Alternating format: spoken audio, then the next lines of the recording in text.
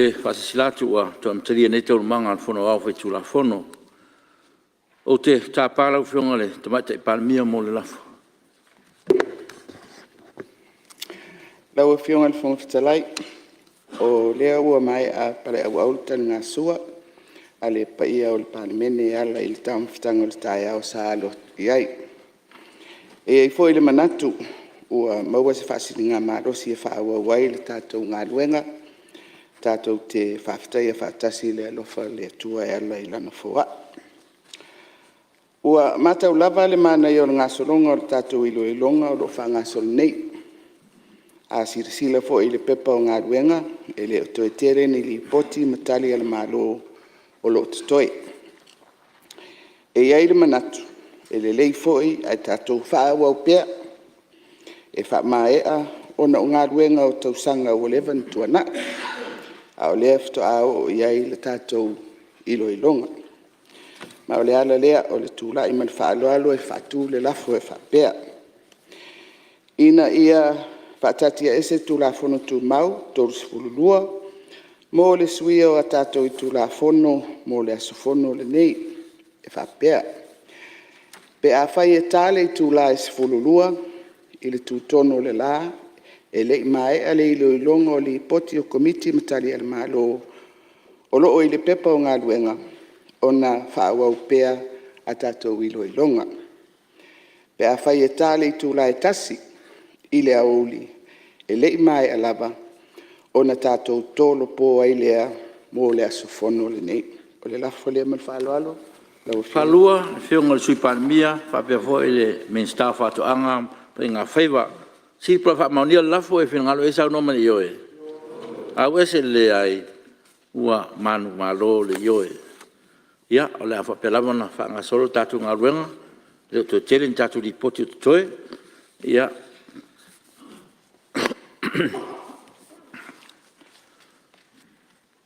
Lima, pepa al Palemene, lua olu o tolu numero se laumane lima.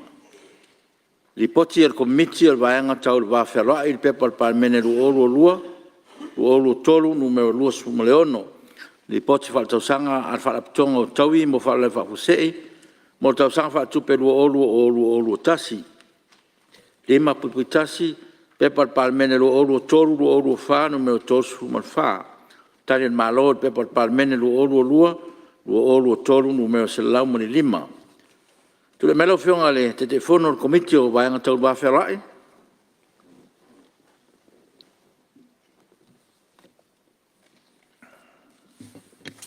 O te aufolo whātu i lau whionga le whongtalai nei tai au. So i whuamanuia. E wape hoi le alaltai o le pai maulunga o le Palemene o na tūlanga tau aloa. Whawhonga tāpua i mai al tātua tanu o me se lau whai talo. Ia, malo le sai fua manuia nei tai au. Ua o tulai atu ma le whaalol tele e whaatu le lafo. Na ia whautangia le whono au whai tula whono le lipoti al komiti o le vaenga tau le whawheroa ai. O loo tu e nātu ai ana sai ringa ma whautuanga mai ngana whono. Ma le whaalol lava. Palua sui mamalu mai le whanga whalese la whapea hui ana lofi numero lua, papea foi a whasaleanga numero lua. Sili pula wha maunia le lafo, e whina ngatu e sau noma le ioe. Au ese le ai, ua manu malo le ioe. O te, tura me suyo, ana lofi numero tolu. Lau whionga le whongwhitalai o whasa o ana lofi numero tolu. Ia, whaftai, ia. Whaftai mo whamanatu mai. O te tāpālau whionga te maitai Palemene mo le swimming star. Taua whionga i le whongwhitalai o te whaatu le lafo. Ina ia whautangia e le whono awao tali ala malo e whaatatau i whautuanga le komiti o le vaenga tau le va whealoa. Palua le whionga i le sui Palemene. Siri para whamaunia le lafo o e whina ngaro e sau noma le ioe. Au ese le ai ua manu malo le ioe. Ia leo mai whautangia li poti le komiti, whapea hoi tari le malo, whautuanga le komiti. Ia le avanoa ne stasi sui mamalu le mauta.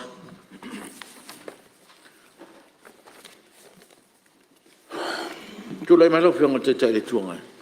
Lau whionga e le whongatalai o te tulai atu mnanga whaalalo mole atu le whamalo tu sai fo i o whaasiringa malosi lau mtanga luenga wale le soifua lei tātou whaipule nei. O te fia tautala i le tau te le lipoti le nei ua te oto le tātou lau a whono. Lau whionga le whong talai. Tau te le mau te langlangoina le ngā lue ngā mwhautua ngā komiti. Ai nai tua lalo. Sila toa pea i ngā luenga whaapopo ia ua whaatulai mai sosoni mai ai le tātou whaalapotanga.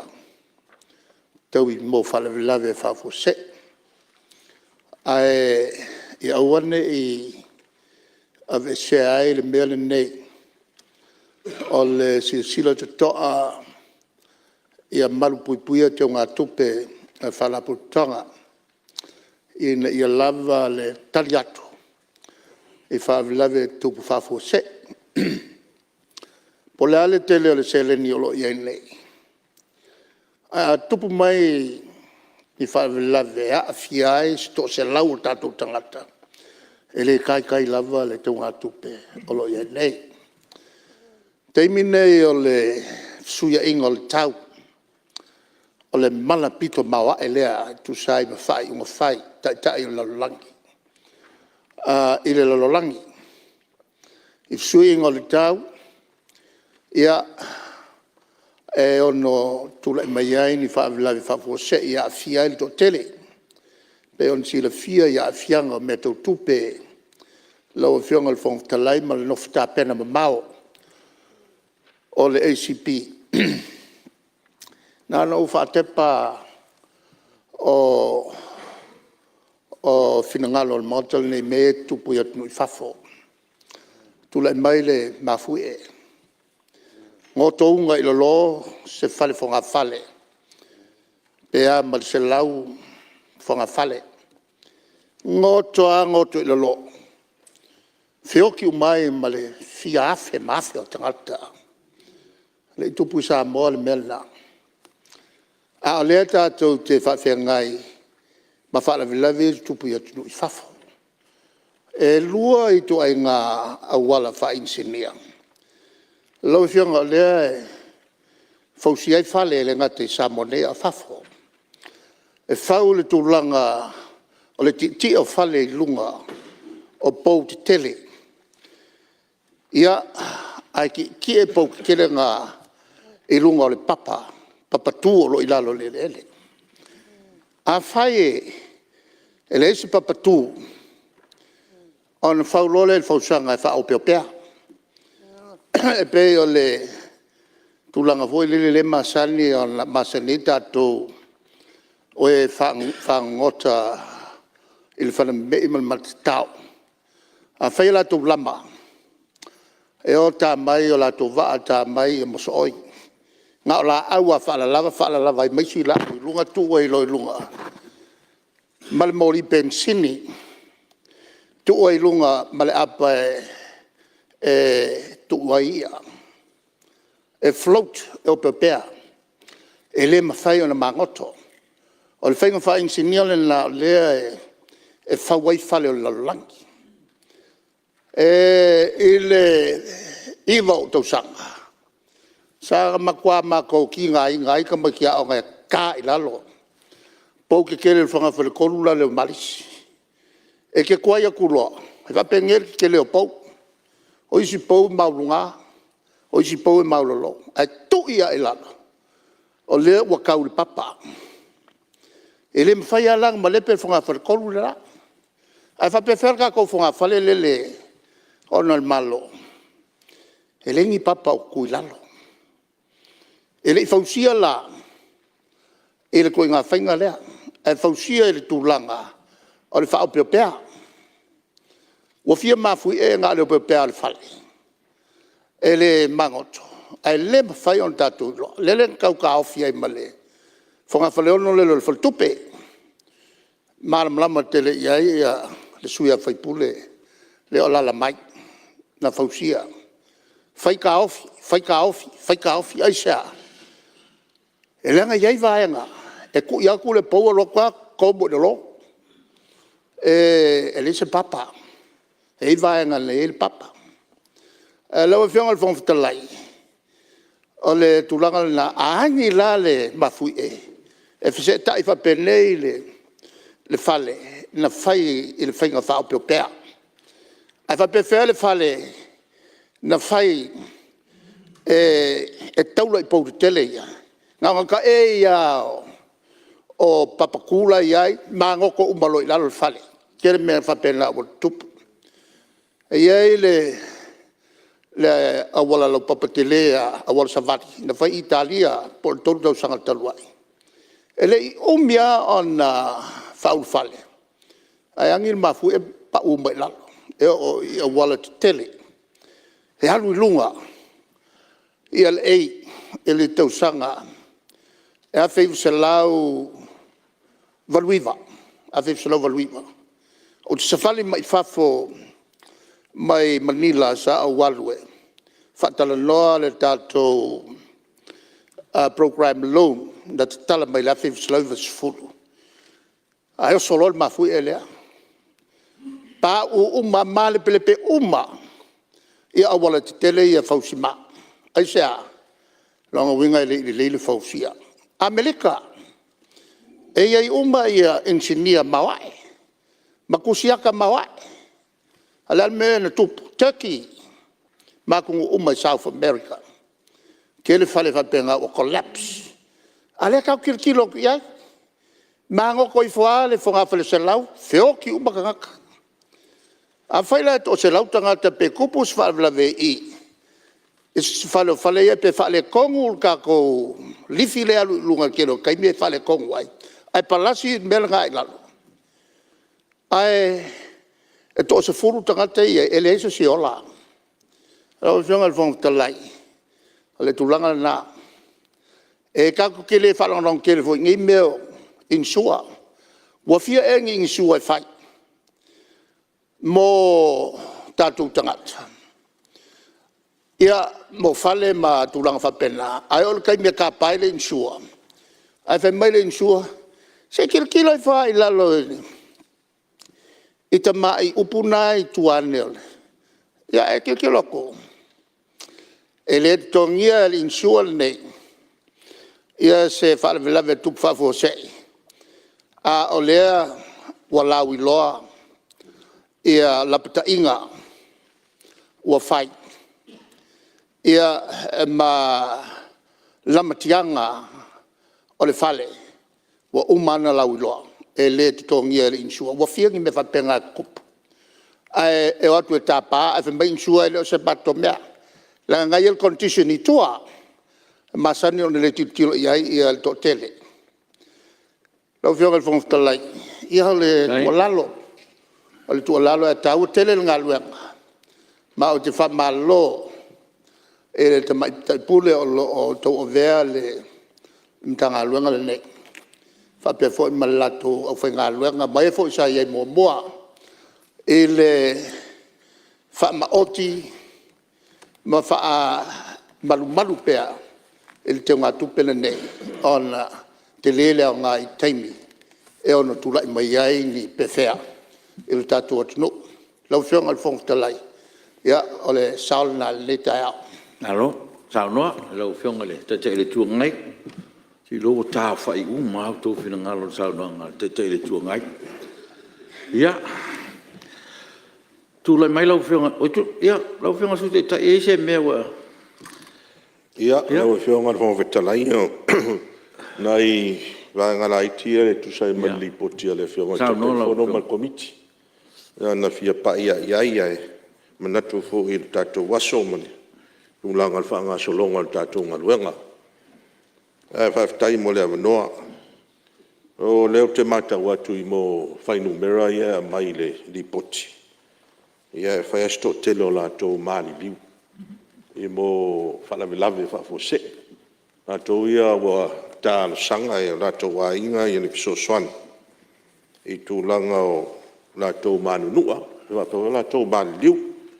Lea lau te whawai atu i whainumera le lipoti committee. Tōsu tasi lātou mānunua. E nusu lima lātou māli liu. O na winga, e whai lava si mawalunga whai numera lea, la tau ia fia i mo meo whalavelave tau lea wala. O na winga o tawadafi. E mawa e ia whai numera ia pe a fua i le tūlanga o i e tatu o tunu, ma le whai tau au whai o tangata. O na winga e te lele ngā luenga lo mana o mia ngā lulu e whaatasi a i le mta ngā luenga. Ia wha pia fo isi la la tatu malo pe o le pe o le ofisa o leo ma le OTA ia mai si fo i mtanga luenga whapena. E o hoi rata ngata o lo manu nua i mo meo i tono ngā luenga. O leo te mata watu le whainumera i wasu malwha. Ngā tō sa manu nua ia wha. Tāsanga ina fo i fisosoani ma tātou ACC. Ia tō lua la tō na mali liu wai whanawhainga luenga. O na winga e whaiasi mawa e o whainumera nei lau mātau ma lau wa ai iai. E tau e la o na whaamalusia, a se tuwa lalo, tātou mta ngā luenga ia ngā lulu e whapaanga. Ia ma te loisi mta ngā luenga pe fo i la o le vanga le o le MCO, i tūlanga tau Occupational Safety. E por saunga le mu i whalewhai ngā luenga, na whaisi mawai. Ia whapea fo i tātou maotanga singase, i le whalemai. Tinei mu, ma la tau na e tau na ngā lue whaatasi. Nei tau whai e tu i titia ia whaalavelave. Tūlai mai lunga o wal tele. Ia a fia e ia soifua. Ia whapea whoidat ia tangata whainga ruenga. O le tātou maketi funga leo lo i lalo le sisi. Ia e whaamalo whaaftai. Ngā ruenga ia o matawatu ia o lo whaangasolo lea ia tūlanga o le. Whaatinoinga o le fhoi ati na e o tātou malo. A le whautuanga e mai tua lalo. O tūlanga tā pena pena wata tō taringa malo. E le leia le toe tā pena wha lei ma wha mamā i e tūlanga uma. Wa te leistangata ia la o mai e tātou taringa malo pe usfono mai. Ia pe ia isi e fia e o asi tūlanga taun maketi e si sila fo i tātou wha ele leanga. Ia pe fo i fua o wha toanga. Tāua tele lana vaenga le i lau tāwhi. Ia e mone toe le wha malo fo i le. Tātou pulenga, ia whapela o whaingaruenga. O le whamanuianga i o tangata whaingaruenga ua manua pe manliu. O le manino tūla whono o le ACC, po le whalapuputonga. A fua mai le aso e te malolo ritaya ai. Whai tau mai le ono masina. A mai alo le ono masina. Le toenga wa alo o i whamanuianga nei. Ia i la lātou sa ngā lulu e o lātou e la tō fo i soi fuanga atoa. Ngā lulue. E le i tānsanga la tō na e le i whamanua lia pe nā whaina i. E mo meo ngā luenga. Ia dala whaamuta i la tō fo ianga waa ia whamanu ianga. Tāua la le manatu whaatū mai le lipoti. Le ase tō whaase i sila le pūlenga ma le mtanga luenga pala fionga le minsta. La tō ia malo retire. Pe mwhaiana whaawau la tō fo i whamanu ianga. E se io o taimi e a fo i maliwai. O na e tele tausanga o ngalue. E a matipi atu le a fo i le saufanga po le tupe le tasi pasene melan tongi. Ana i mtanga luenga.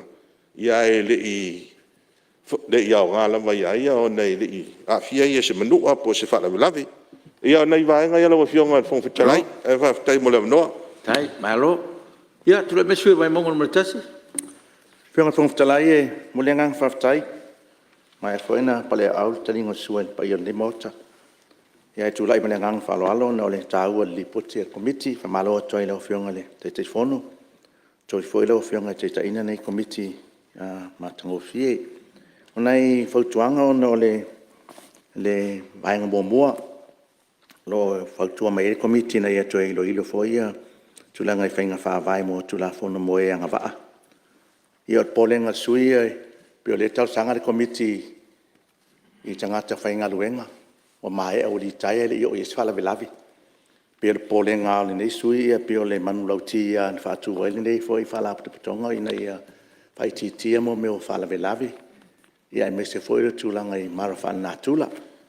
Ia whapeala e te li taia o ia le i o yese whala velavi wha ia o ia ia na whaftaina ia I le atua. Ai pia le atua e mai tau sanga e le tua lalo komiti na ia mo nei whamonianga. Ia pia le ngangana e tau ang tāi nei sui e le langolango inai. Awa umale le tau sanga tapula ai le o sfala vla vela nganga le sa fa yele nei company nei foi company po nei fala tonga ono polenga na le sui pelan sa no le tai fo le tu le nei tu nei te walu a batu I fa mon yanga ai fai melo se mala fal natula io fela tu yel tato fala tonga lona lua le tu langa ai mo me o le kava le tu langa le fa mon yanga ona le sa popole ale suyo pe kava na o le e afia in tūlanga I tawale afi. A o foi lai tai le sami tūlanga I wa whangota ona le pensini. Ia pio se tu alalo ai le o fionga fa fele tangata le alwe te tūlou whangota I matatao male ai male moai. Ia ona me tau pe kava na ona le pensini. Ia na le vaengana I fia tu ina tu ilalo pe le mawhai ona kava ai malatou na le ele o mawhai ona mali liu pini whaalawe sami mali lemo. Ele I oni wa whangota. Ia le o ala tau tu sea mo atu ia I whapiana na mali lemo ai. Tu lang whapiana. Lona lua le stau sanga nei tu maloi. Ona lepe benefitia na o ila tau mali liu sa anga wa ai tipila na ACC pe sa ia talo. Ia pe le mwhain tu ina tu le maliu amal whaalawe. Na ia benefiti umo tatu tangata ele ngatai.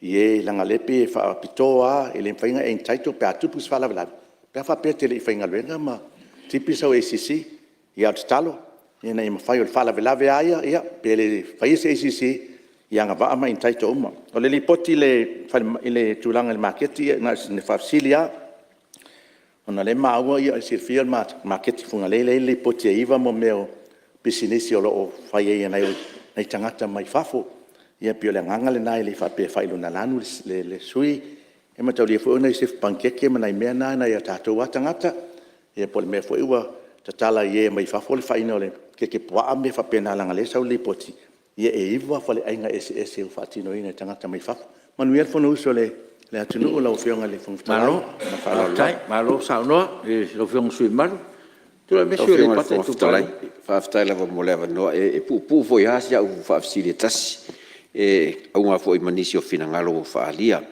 ai o le tulanga le foi le ACC mo o le e fai sa fanga le tongi pe le ACC e mai se la fa ngaluenga I company man malo sa ta o foi inisi foi o la unga le nei tu malo tulanga le foi le tai pe o le fai ngale fai nupi fa mai mai ato lau sa fanga ma tulanga ia ai pe o se tulanga foi lele a fa pe uma ma eri kaya ere I fai asa claim o ngolo ngau e puipuia o e ma o nge afianga pe le ye singa me foi pe nga se fulu paseng mai lo contribution o ke loa e ia fa mo fa pe uma nge le fies fulu ka usa ngo engadue ye ro pe mo wange pe fulu wa fe sa contribution kong ye pe nga se 10% foi entitled pe se reward ya o e maru puipuia o e afiangi ia wa eles kangaka e uma le langa fainga runga e ke le aku claim spend ia I lo langa contribution le avak pela si mea langa ia o fainga ka ulanga nga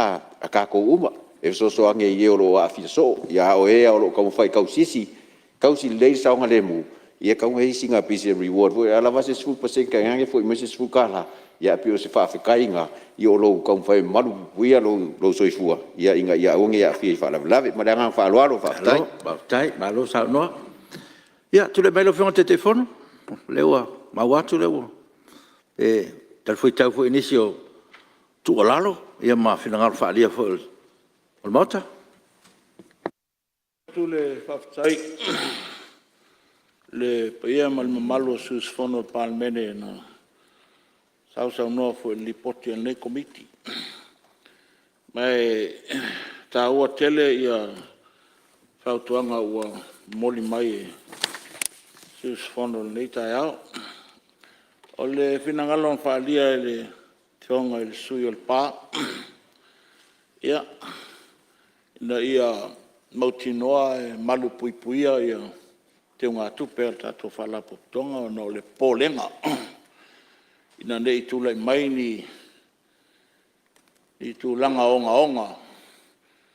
Ia ele o lava se tupe pe e tau I mo ia. Ia mao tātou le atunu kewisiano, le tātou titatalo le ao malpo. Ina ia lofangia le atua Samoa, ina ia mamao, mani mala, mani popoa ngā whaal nātura. Ia ai whaftai le whionga il sui pā mō lan whautuanga. Ia o nisi o whautuanga hoi pe ona atangia mai ai le whionga il sui taitai. Ia e mo I leilawa le whautuanga. Sau no fo iai e meisa fo ini sio sui. Ia mau le anganga lawa ia o le tula fono o lo whatautai ai ia le mtanga luenga o tau I mo whalawelawe. Wa umana ta oto whainga whawai le mtanga luenga. Ia mai o lo to e sila fo iai nisi o I tu e ono tapu e ai tulanga e meisa lale I tu le pe ona sau no iai nisi o sui. Nisi fo I o le au whainga luenga ua mali liu, ua muta le teimi le ono masina ia le tau whai to e maua se awanoa. Ia wao ia tangata. Ia la e tongi ala to whamanuianga. Ia le ele ia o se whalawelawe. Ia le ua whamuta le teimi le o sisila epe o whautuanga umana le tanga luenga. Ia whatasi e foi ma tunga lunga o nisi o sui. Ia le la sisila ia le ulenga foi ma le tanga luenga. Ia wani si tu e whalelei ai. Ia o nanga e mese lava le atunu lau tele i o tātu tangata. Ia e mese o tautuaina o le atunu o mo le tātu malo. Ia se vang nawa isi si mea le I. O iai se tautalanga le nei foi komiti. Ia o te longa ua tali atu I tau langa foi on peona tu ina mai whautuanga. Ma le whalo al tele lau whionga le whongwhitalai. Alo, sao noi lau whionga te fono. Ia turai mai lau whionga le tamai tai Palemene, swimming staff o eu. Tātu whala pitona. Haftai lau whionga le whongwhitalai mo le apanoa. Ia o le li poti al komiti o lo o le lau a fono ma le ua whelaflafoa I ei al mauta. Ia e tolu ia whautuanga o lo a mai ei ma whapea foi o na tali foi tau le malo. O le vaenga mua o lo o talanoa ina situlanga lau tele ia whamanuianga mo le au whainga luenga. Ai mai se le taimi ua malo lo mai ei ngā luenga.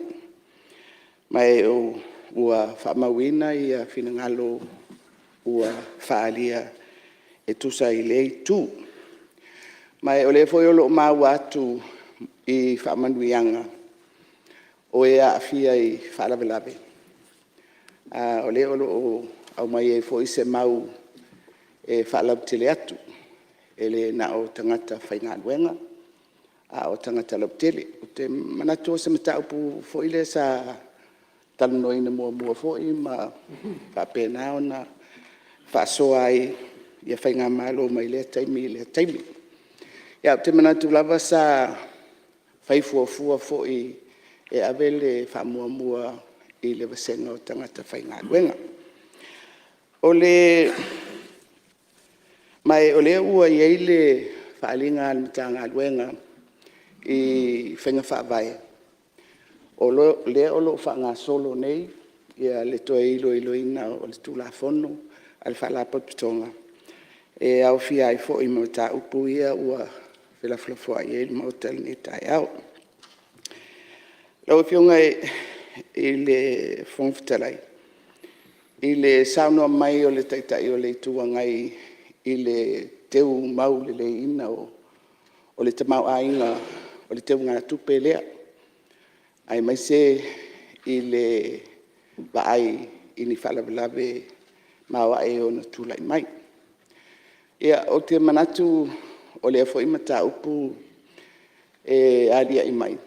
Ai mai se lava I le whaonga ina o le teu ngā tupe e whai eini tupe whainga luenga pe investment.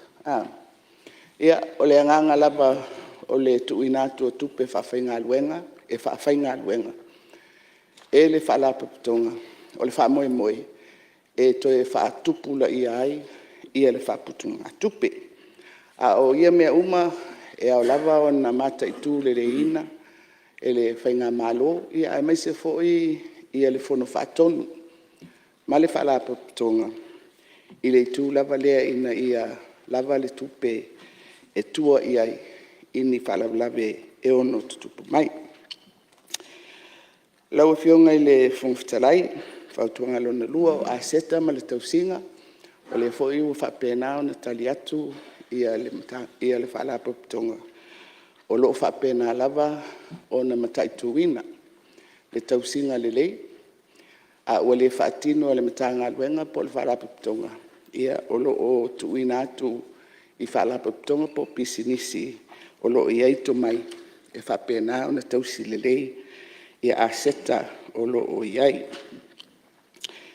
O le whautuanga lona tolu, o le whaatupeina le o nisi o me whenga luenga, po o le tātou mtanga luenga o le soifua maloloina, po o le fisosoani fo i le fuimu, ia ma le ngā luenga leo leo i lunga o le pūlea, le leo, o le o wheo inga i lunga o awala te tele, ia e le tau whamatalaina, o whionga le whongwhitalai. Ua lewa lava o na whaima masani, a le whaalapu tonga le lango ina o tātou i tūtino i o le malo, ai mai se le whatau mai o nisi o me whainga luenga o loo mo mia. Ia o te manatu o isi whautuanga ia ua au mai, ai mai se lava mo whamanuianga o le au whainga luenga mai e ua li taia. Ia o le ua whamawina i tuina atu i le whalapa putonga, whaftai mo le avanoa. Alo, sa no lo fionga le, te matai palmia, sui mi stafu o lo vai tatu whalapa putonga, ia maloa mo tali manino, ia mese foi fuanga al mo maol whalapa putonga walawa, ia pepe o mana onga sa no nga sui malo mota, maloa whaftai. Tu le melo fionga te telefonu mo lafu. Lau whionga le whontalai, o te whātū le lafo, ina i whaamaunia le whona o ao le lipoti e le komiti, e pei o nei loiloina, i le pepa le Palemene lua olu tolu no ma le salau ma le lima. Palua, e sui mamalu, mai whaasaleanga, numera lua, whapepoia ana lofi numero tolu, whionga i mistao, leo, whapipui. Siri pula whaamaunia le lafo, o e whinangaro e sa nomani i oe. Au ese le ai, ua manu malo le ioe. Ta pala whionga te matai palmia mo lafu. Lewa whionga le whongwhitalai o te whaatū le lafo, ina ia whaamaunia e le whono awao, tali e le malo i whautuanga le komiti o le vaenga tau le va whialoa. Halua, whionga sui palmia, whapen mi stao whaatoanga, ma whainga whaiva, mi stao ta longa. Siri pola whaamaunia le lafo, e whinangalo e sa nomani i oe. Au ese le ai, ua manu malo le ioe. Ono, pepa le Palemene lua olu tolu, numero ono sub lima, li poti al komiti al vaenga tau le va wharai, pepa le Palemene lua olu tasi, numero fit sulua, ma le pepa le Palemene lua olu tasi, lua olu numero lima suluiva.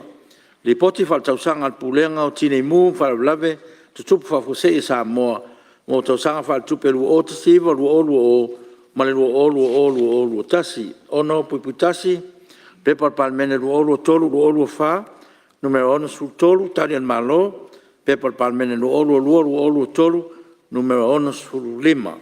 Tu le melo whionga te fono, komiti o le vaenga tau va wherai. O whionga le whontalai, alo al tele o te tulai toe whātū le lafo, na ia whautangia le whona o au le lipoti al komiti o le vaenga tau le va whealoai, o lo tu ina tuai ana sai di ringa, whautuanga mai ngā whono, ma te whālau tele. Whalua, e le sui mamalu, o ana alofi numero tolu, whapere whionga mi stao leo ma tine mu. Siri pula whamaunia lafo, e whina esa o noma le ioe. Au ese le ai, ua manu malo le ioe. Ta pala whionga mi stao, pulenga tine mu.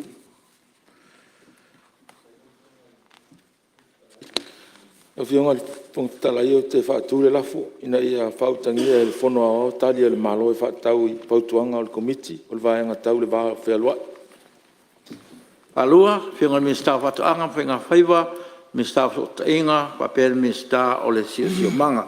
Siri pula wha maunia lafo, e whina ngaro esa no mani ioe. Au ese le ai, ua manu malo le ioe. Ua mai whautangia whuna au li poti al komiti, ka pe fo Italia al malo i whautuanga al komiti. Ia, la none stasi sui malo, ki sa no tatu ripoti. Ia, tule mai lau whinga le. Ia, malia si tulai mai mo moale sui o sa fata numar tas. lau whinga le fong whatarai whaftai tele mori awa no fo el nei tu mano ai mori hoianga whaftai tele le whinga min sta me se fo ia le te fono ai whaptoa fo i whaftai le tanga luenga o tinei mu la to ngā luenga whai pēr ia leo tātou taltono fo i teimi o nei teimi o tuanai ia tele a ia malai ana o il tātou o tuno a fia ia tūlanga o company in business ia e whaftai ai loto ngā lue o leo wa vai atu le latou li potila o te lia fo ia le whautuanga le au mai le poti al komiti a pe fo l'Italia le malo ai fa mafa fo il nei tu malo tim salole o le lua fes fulu ono no tu la e fo i tono le mota nei mo tar sanga inai se faliti nei mui ile tu le so te upor tu le so te wala te vai atu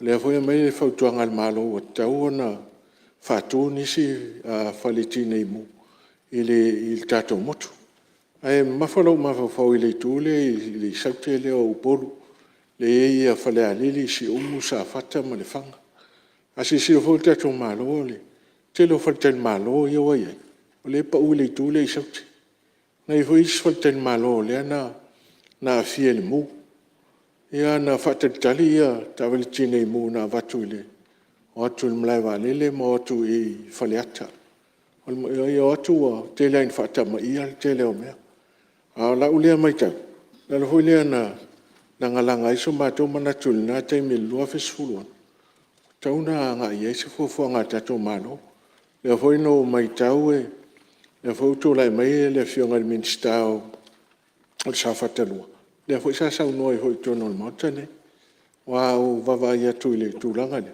pe o nga tonu ia sa fataile ile tu le e la ulea mai tau a fa ia to tupu mai ni si fa la vela tu langa fa pe te le fa ten malo o te tan no tu la u fai a fa le ten malo mana o mia tu langa fa pe le nga to foi le to si la foi e mauta o mo farsama mauta fa fenga ele to mo fi foi tu pe le fa o vota miliona tu pe fa o farsa e kali sia te tes na le lau fai tau atu lau te talo ile tato wa fenga malo io le ase fu ya ona fa la foi le ona avile io tato fa mo tu langa le o tato fa le tine mu le ho te vai tu fa tuanga le ai foi ni ai tu ai fio anga ni ele ni fanua o ava noa e ono fai ni ia ona li poti mai le tato malo ia o le ava noa ia fanua ne ai ngai fai tine mu ma nga fa lo fa ftai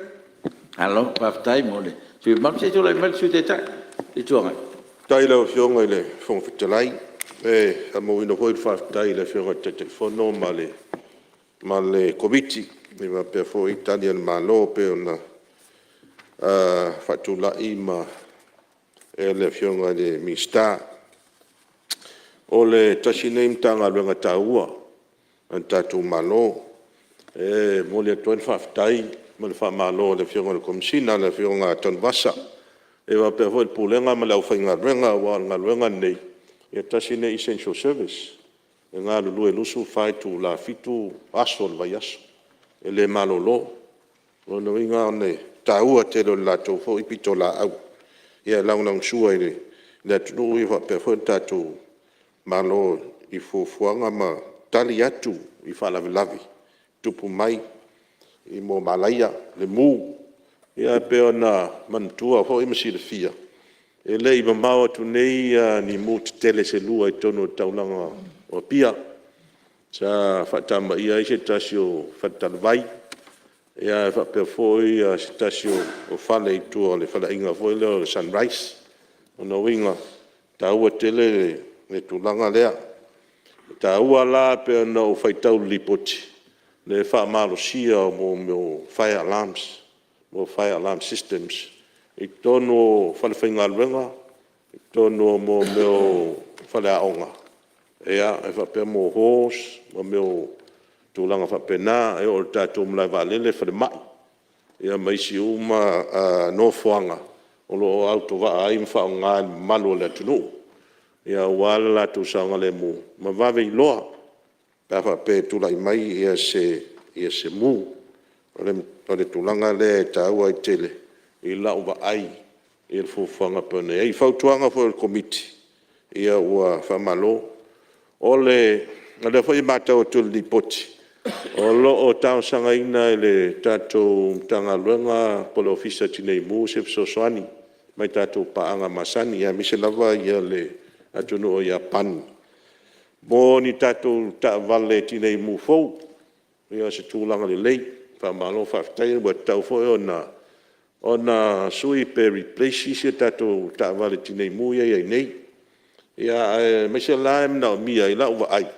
Stato tawari tinei mo fo le fa sia pa fa mi na o le wa tele ia na tato fale maulunga pe na ia tono taulanga na mia la stato tawari tinei mo pe on tato va ai fo isia tunu e ile a fa mi fo ile ina ia au i lunga o isi fale fo nga fale maulunga tato fale o lo ia tono le taulanga pia tūlanga ia pe na o maitawina o lana winga ta ua le whafou o tātou tāwale. Ia me tāwale tāna whea ngai. Ta wha pe tūlai mai se mū. O leo te mātau atu le tali ale mālo. Leo whiongan min star. O leo hoi pe ia lo sila sila ia le mtanga luenga. Ile a fwoi nei le tuina i tono mo meo o tātou tāwale ia whaongai public transport. Po tāwale ia lo whelaua ia malo le tunu. Masano ai po pasi. E leo tāua me i pasi. Le tāua mai la mo tāwale la ia e tāua fo. E lau tentonunga ma lau vai ia. Tāua fo i le nā tāupo lo sisila e tātou malo. Ia tono se me tau na whai. O no le nau ta inga lava. Ia malpui puia ia le malu le tunu. O lo whaonga ina ia tātou public transport. Lau whionga whonga whitalai. Ia manatu lava le manatu. Taimu le mnoa. Malo, sao noa. Whionga le whonga whitalai. Ia. Lai vai lau whionga te tele tuanga. Li lau whai lau.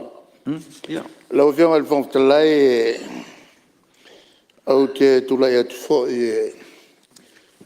moli le whamalo il committee ia me se foi le pulenga o le foi mo va per le minister o vaia ia le nei foi fala potonga fa popo atu fautuanga al nei foi tu ia o tavale ia tātou te whaongai. O tele o ta vale nei a mai wha mea lofa mai sia mani Australia sa waisi. E leo ta mai fo i Japani. Tāu tele le tātou tala noa i malo. E maua atili mai e tātou ta vale fui mū. O le mū lea na mua e tātou tane suau. Ana le o mea le lua me te telentu lai mea e tan suau ia na muitai e le wafo ala kua i kawhakawa lesi fo i tane suau o lai tomu se mangua pere ana mafua na pe ona ua taunu mai le tavale fui mu tele le a tātou mai I o mlai valele sa fatali se uma on la land valele on sa wailea le se ta vale fui muna e pia nga fatia le mulea mele ta waile Whautuanga lea le sui tai ole nei tū. E te tawana mai se whalfuimu, o se tawalfuimu. Whaapitoa mo pia, me se whaletele ia. La pēla le mūlea, ona ua whatu awanoa mai le tawale fuimu, muli. Ai le whainga pē ngā o le kawhanga ia i o Swasami. Ai se manu le tātou tapa ia Amerika Samoa. Nā o mai ai ia le uta pauta. Pauta ia e tuu i te tonu e mixi male vai o na tapea i lea. O le afi, lana wenga. La pauale mea tātou le whaitai. I le teimi lea fo i le peana whapere o mai a mei. Ngā le aswa i o le sami. Maktam whai wha malu le tane lea. I awana i mū le tane lea soai. Mela lea, e matua tāua te lea. Le iaia se tawale fui mui nei pia. Nei lolo tau whatalitali awa a whai. E se mai tawale fui mui lai o. Ai whape wherma lai waalele. Tasi nā mea a whiai. Ma tātou i lunga o tātou o tulafono wha malo. E le malu pui o tātou tangata whemalanga. O le tulanga tāua lea. E mkua whakaua ke lea e le iai lava. Se tā vale fui mū te lea. Pe o le vale fui mū lai oi. E whaleolo. Lona lua. Ia lava tātou o loa ia o pauta. E alu whaatasi malvai. E pengo fiai ia le mū. Whautuanga lea mai i. E tawana iai ni te mai mea vo i e fui mū. E tu tonu o fesa. A kupu mai lo se afi. Vaven ka pe ngā. E tau whai la ona o tau. Leia e vaia le whale fui mū. E o whatai tai. E na te una on tu tuai nā. Ana le tai me mua. E o mai e leisa se ke si o iai. Toi leisa si na te lo whatai tai. O mela le tawai o na tawai whautuanga lea. A tawai na whai mao ia official fui mo e fata tai mtanga luenga umalawa o iai meia ai mai se fale tele ia mawhaia ia po o official minister po o official o pursili e tupu e safi whaanga lo mea ia mkape vavea ia le mu o mafuanga le mele o le tā le whae vavea o no pusu mai ai e le si taimi o tā sanga foi wha le malo ke sau ai mulo i le fale le o si ali foi le tonga le fai sa fai non fale su i ma e ma me o o isi o lo o tau mai na il vavel fa ka su solo le o fa ka su mu mai la fitu ton no fa to pele o ele foi mo ke lo ko kasi al tanga te mil na o fai si leva po le sulima tau sanga taluai. Au te aluatu o la fui mu mai ai, oi fui ta vale mai ai kan kai ko kasi. No le tule tau ia le mule kaunga o mai fui. Ko ikiki a ko le faso limingo ke. Fa ko fa longo mai. Mo mai ka vale. E sa u le nga o mo a ko fale. O le tulanga na tau te le ai. Ia fautuanga ia vatu ai mai se lava. Ia le au ave ta vale. E fe ave ia au ta ave ta vale. Al fala por tonga le e fe ambulance. E au mai ia ngase. Matangata o la vea el falba. Ele o lato pu ie la patai mai tangata. Ma le songa alu whaale mawhau whau ka vale. O ia tu nula ai. E makua ale pu. E wall mai tangata e sau Somalia ka vale. E va ai le safety. O mea ngā lea e. Ngā lawe vea isi. Ta vale. O ngā so ngā masau vale o. O ta vale nei. O le tua lalo i le pule. Ia e tāua fo'i on siaki i la tō lo whaongaina. Leanga e umanga ngā whakongo. Ai o ala kou whai me mana o ai. O le mafuanga fo'i, o le isi fo'i lai tū tāua. O le whai le whaasala launga i le tātou atunu. Whai le whaasala launga, a kou whaalonga mai ua e aku le ia le tava le ambulance. So i kua. Ai mai sa mo loli te tele. Wa i ka vale o la vea. Ona le melea, e le o la ngona mai le pū.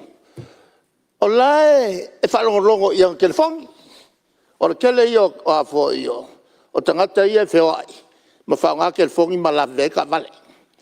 A tonu o semta upune la e batu i le minsta o lo o va ia me ia.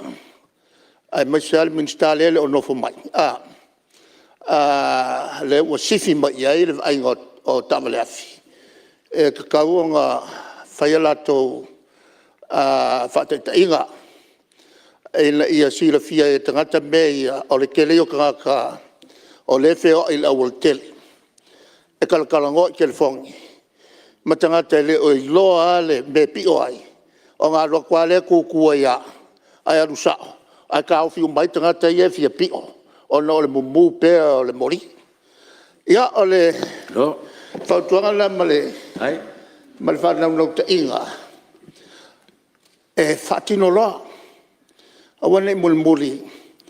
I le ministale fe me le akapa usa bala. Le la pa usa bala. E le ia basa bala pa u. Ia lo fionga il fofutala. Ia le whautuanga la male tu alama. Alo. Aftai. Lau fionga. Se tu lai vela fionga il mista. Salo wa ule whakau e li sauanga. Oi. O levanga umaka ko fongo pe anga le kala le lalo langi. A kau saungo sa o li poki. E al fau kuanga le lau fionga kai o li kuangai. So ia ke kai le. Lau fionga imo. Ai saungo sa. Ia menga ele ngai mo le mingskai moe. E moe ke ia e sel e ke o ma kala longa le fai ne. Ia, bade o le hua mau atu. Lau fionga. Se fai ala o kala le lau fionga le. Fonfklai. O ke le o moe. O ke mai kau le lei upu ma la fonga al kai le kuangai ma laiku. E kai minga o aulia ele. Bawan mele o tula ia tua e whasau sao kako kai nia. Bade lau fionga te te Whasau sao, la kai kere upu vale whai miska lea. Whai mele tu te. O le kai misa o wala aulia e kala lau paki. Ia leo kala le whakulo. Sa vai maulalo a ia le fionga kule. Whai mai lang kale ke. Ia ai longa o ke la ke avangoa. A kule pa. A mo sau lau fio. O el kai o le ngo. Ke wha manguia. Kere i lo fo i lo fionga se makalangoa nga whai. E pe pelo fo i le whamakala. Sa whakau wa. O whai lei e? E o la o whautuanga. O lia siri le lalo mai lei. Ia kalangol miska. Ia. Bade mai. Ai le fo fai le kalpelo. Ua mana tuano foa. Ia. E le o tau o tatu. Whakasoronga o tatu ngaruenga. O la u kala lau fionga fonka. Dek whamalurua. O le vanga mai kau mai ang saunganga pei ia se whai a ongol moka. A saungoa wa. Pai mai o le amba lea. Fionga e fonka. Au mea sanga whai a. O le sui lea. O ke le moi. E te tau an whai mo tutula ia. Langa ua kele nga mea whamaltalea ia whai tongo. Ngaku le le. Ua manatu. Ia. Le ia lau fionga. E leo ngalanga ke o leo ke kua koe whaasao le. Le mese le whai ma. Ia. Sa mga ku maulalo ai ngā kaimi. Kare kaimi le oe. O whakulepa. Lalo e suen ia usui kau wā po le a lava ko inga whai. Whaka. Kau wā malo malosi. Kare ala. Ia. A kele kalangoa ma sui le.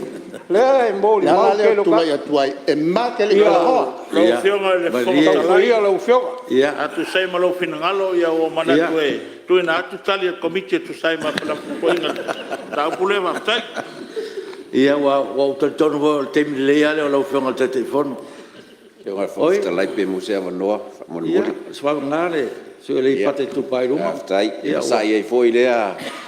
Mea tau sefe tatu taimi. Ole tu malo nei anga isa ola vai mata upu mai tam fai fa pu manu tatu taimi tolu ia mutitele sa tu lai mai a unga lua i tono mtanga luenga puna o fa natura ma si o manga ba ole tuma ole tanga luenga foi lea tai fono ile tek por committee le mo fa la fa fose ole mule ile wafu ile kai swau ole mule ile makeki ka ko makeki le isa valaro ma le mule i ka fainga ka lapisi kile i ole o nga sa kula i mai le kaimi i le ngā lulu e la o mo ka ngā luenga uma whala konga re kongol tek por komiki le o whala ula whafuase le a lainga kau mafua kuai se whamkalanga i kulanga i ongi a o ngā mo mai ngā mu kikele o le ngā mawhai ngā whakama ia le mu le o le kange le kain soa au i le wafu pe o sa unga e fuere kai o nei ku mai sao anga le o le lorikele le i whale olo ma le lako oa le pauka lea ia o lenga fa kama iai le mu lea o sa valalo e le i successful i ka ko makeki e iai kulanga kula mai o ka i le afo i ka kula pisi ka faingaka i ki le fo ia longa fianga onga o le lapisi e mapunga mai le kasa lea e faolanga le afi ia ma kulanga la nga faingaka nganga pe a o lea vai kemi ako kemi kongwa ia ko sirsila kala kau kemi o munga lan mango o si o manga o faingo fi fo ngola le mu ma o ngakau e kau ke faso aku pe ia wale le mkanga luenga fa konga me se fo mingska ia fa kai li pokia komiki fa kai fo mingska me se pulenga fu mu o lea o maka kaulanga fa kai o le walu luenga o kako falilingo o wala waka penganga o kako fonkele ma lo ka pulenga la o mai ka o foi isi foi me ia sa ponga kia nga luenga le faingor fui mu le il makeki le a sila mangkolu le sa valano la ko fai uma ia manhole o me ia valves mo me ia feki ia i soro ai ka ko paipa ia ma losi ia fui mu o le menga ko pu ngakai o mai ngel fui vai de fui mu ia o ki aku hydrants ia e o lava se ia ka kuri mai foi ia o fa ka a ko lunga o isi me ia ka ko hydrants ia ma re o maka foi ka ko fa ka nga wala ma ngai ala o ke kari ko o ke mai kau ale le mea o lesa ia uru ki ngai a foi o rau ko fa ka winga kupu mai foi se me mai ko fu nga i de pressure vai fa marosi i fa vai ia o la foi la wa o lai vai ngaro ke vai lai e o mo lai vai pangoa nga ko fa le leia a o ke kari kongoro i foi ngisio vai ia o la wa ku lava ka ma dilo fiai a o se kulanga le la uloa nga lu e fa kasiai de komiki le fa la fa fuase makanga lu nga fia LTA SWA ia me se foi le makanga lu nga o ka ko aki nga ikele inga ia fa vanga menge le wala nga ku kupu mai lo menge ia ele ia se sima fai ka mo fai ku lei mai de vai ia maros a war nga lu nga fui mu pe o se kulanga le ka mo fai ko kulanga ia sila ila ko ro ka mo fai le kulanga la o mea ia o nga ia sa mo mai si mu ia ko pure kulanga le mu ma ke ki savlalo a nga ko nga man ko nga ko ke vai ke le ia ka ula inga ia ka ko lenga ke kele o lo ia inga e ma fai la ku nga i e valsia le malosi le siku fa vai le siku fa malosi le siku inga ia lava supply o vai mo nga luenga ale ka ko fui mu ia kulanga uma ia ke loa ia o foi kai mio o afo o munga la ia o lo ia i foi nga luenga fui mu e fa penga wa fa ku inga ka ko aku fa ikikia ko nga luenga me foi la e o ai la ko wa fai le welo ia le wela pole ia wa fai foi la isenge ma fai foi pemika na kasi le me e molo le afi fa ngo fi nga solo pe fa pe u makuku ia vai nga si manga o ke lo fo la wa ia i ko ngol kula fo ngol fui mu ia fai nga o ka ko fangu fo ie me ia de kesi male oa ia fa penga ka pe mu i ko kongo ofisa a ke lo fo fa marosia i ko kongo ka ko building code ia kulanga le ia ingi me ia e ka pe mu I ko ngo fare fou ma kulanga fa penga o ke ro fare kele ia la wo ia kulanga fo ile o sprinklers ia ko ia e mu roa ia o so rola ia le ore vai le fa pasi ko ngo a ke lo ala loa e va pe fa kuanga ia fa marusia per kulanga le ka ko fire drills ia mka ngaluenga ia wa la wo ia ka ko fangu ia si on la ve o mara mlama kele la fa ngaluenga nga bua ro ka fukuli ale ai ko ko i ia le so soangi mo ka mo fai ka per mu ai ri solo ai fa pe o ke ro fo ke ro mka ngaluenga fa la ko o le vaenga le ale komiki mo fa la fa fo sei wa uma fo ka pengai so se officer e ka un la ko safety plan ma ia uma ia inga ia loa fa kingo kulanga ia inga i fa kiki ai kulanga le ai de inga yo o mai de officer fui mu o ia so so angi mo le ia fa ngai ka ko fa ngu ia ke pe ai mu me fa penga ke loa ma mo officer o lo ia kulanga ia so so angi mo nga ia ka ku kiki ai fo ke lo o le mu o fa pe an kula mai au ko ia ku ka ko vai ngal fui mu ia nga se fa ku nga ka kia ku nga ka ku komiki e mai se ka nga duenga ma fi nga minska ma fa fa mo se va no le itali le telefon ia tu mai sui o vai mo mo tas le ngang fa tai le va ve an mana tu vai monga ona le vai monga fo el telefon po minsta vai ngale o le fo tuanga le tolu ia o le mai in fanua ia talo atu lo fi nga minsta lo el tatu fanua i vai lele po mong fia mo pasia mai le MNRE e fai lo tato fal fui mu mo le visa leo ele pose lilo ne mota ele masina utonai trai fale ngai na si ainga si mato fio anga mong fia po vai le uta tolu ta vale fale ngai na mal fale ia pe talo le fionga ia pele ono me alo va tu lo fui mu no ola foi ele le tato vale le fanga ia le fui mu pe manatu fata vale mana ia fale lo pe ale ne vale le len mai ala tu me ale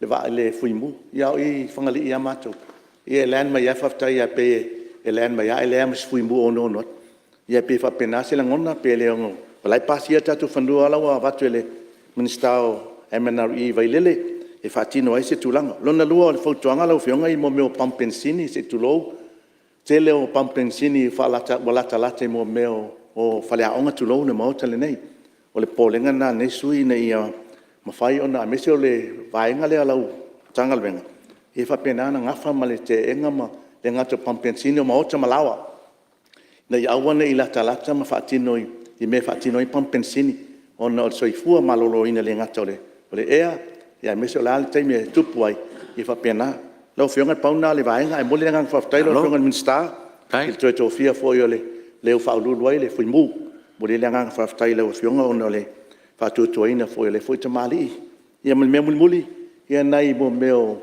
o ensure nai alum fa na lo ngal due ai le vaenga fu mu ina ia ni te wo tupus fa la lave o tu fu le mu ene ai te wo fu le mu sis ia ti fa ini ensure ka vai na alum fa na yo lo ngal due mtanga ben manuel fono lo fionga fu tele tai tu le mai lo fionga le telefon Tula atu ma le whalo tele boli atu le nganga whaftai.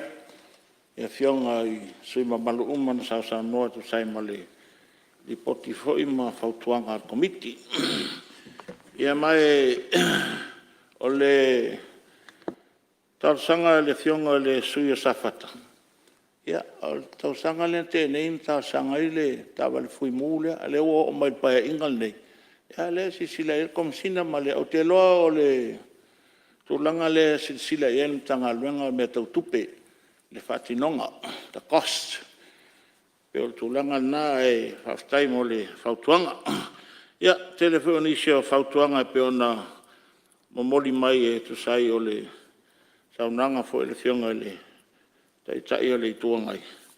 Ia, o tatu ta vale nei fuimu.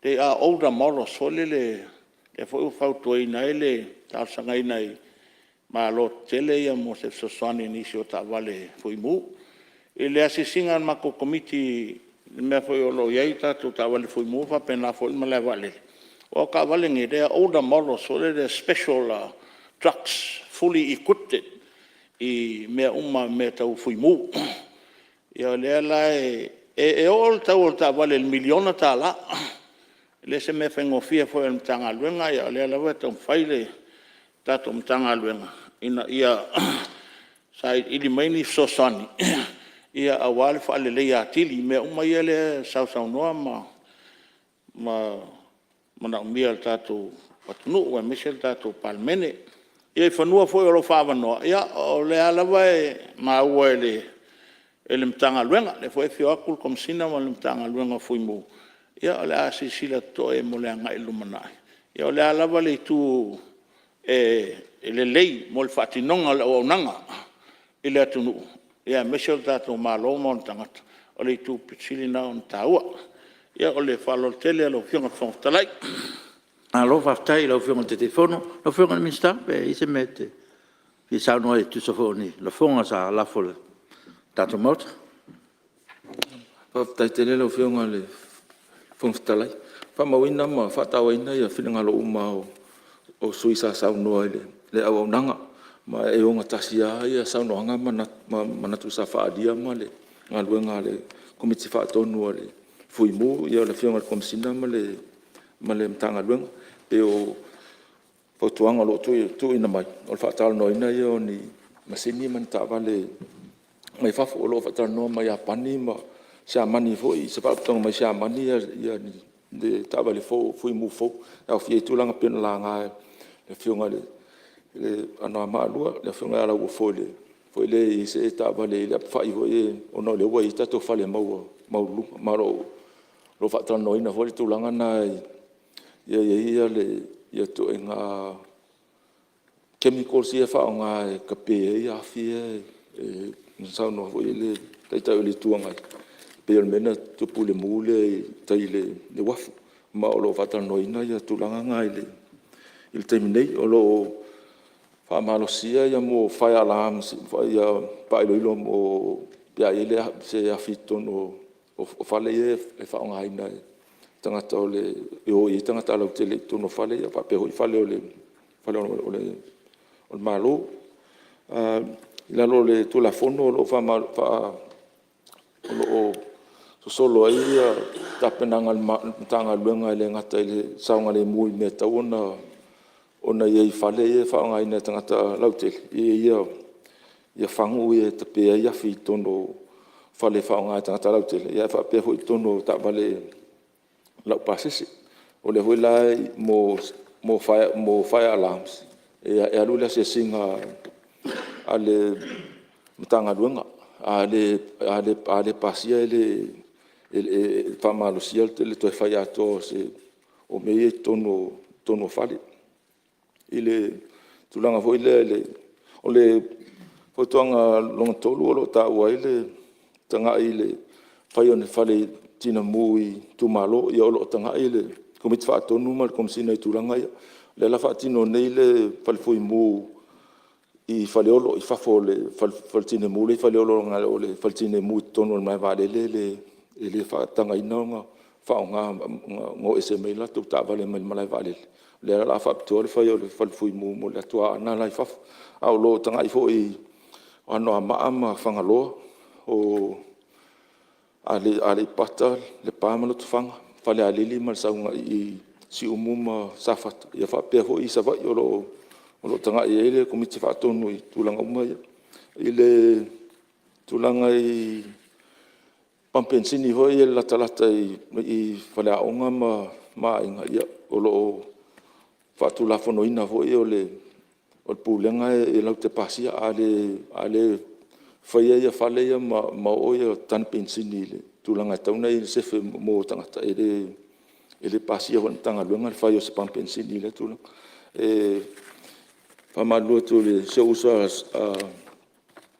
sia fai pule mal vai monga ngaltas ona ola ele tatu fartina mule i pi ia pe la titilo la i tono le taulanga fartina mule am fale atala inga taia le fa le la titilo ia le come ti fatto non le fionga le comsina i tu malo e tu le o ni faletino mu ia pe on tsi la fia io so nga seleni le ia o fuanga le come ti fatto non le comsina man tanga o to lo tanga i tulanga ai fa tai mo mana tu falia au nga tele moli nga luenga tanga luenga ia vene te me fa tai atu ile komiti fa ton ile te telefono malo sui il komiti le fio ngal komsina malo le mo tanga luenga malo nga lue fa tai lo fio ngal fong talai malo sa no lo fio ngal minsta ta palo fio ngal te telefono mo laf tu le melo fio ngal te telefono mo laf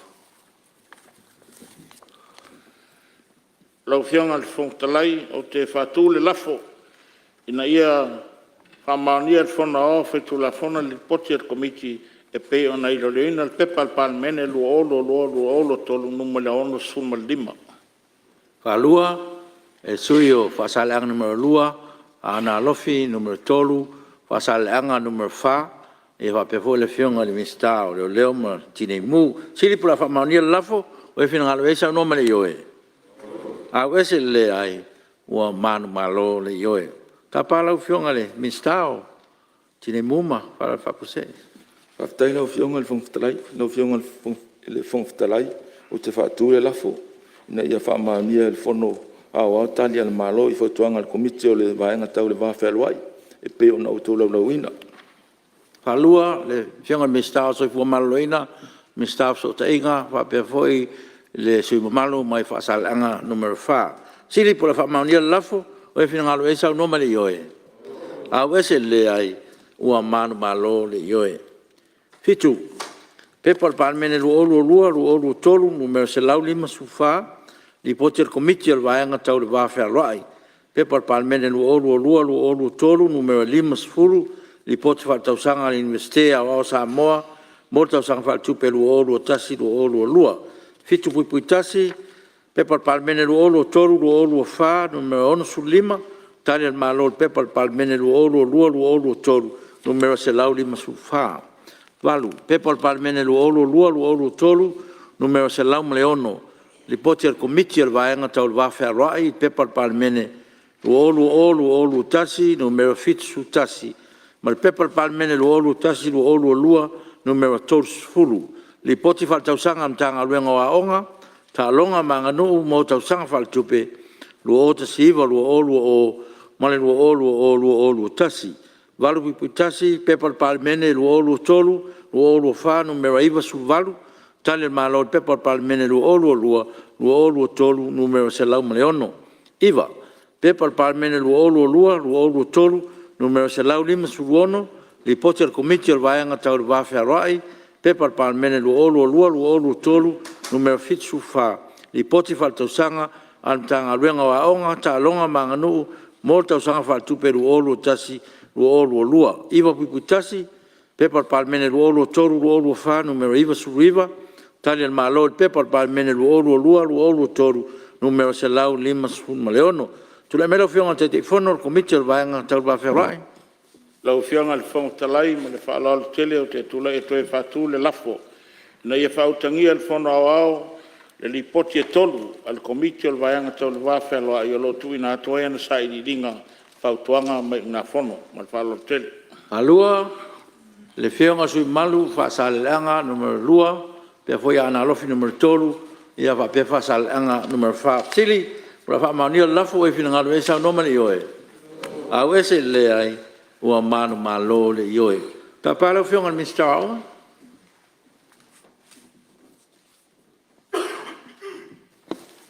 Nau fionga le whonga whitalai. O te whaatū le lafo, ina ia whautangia le whono awao.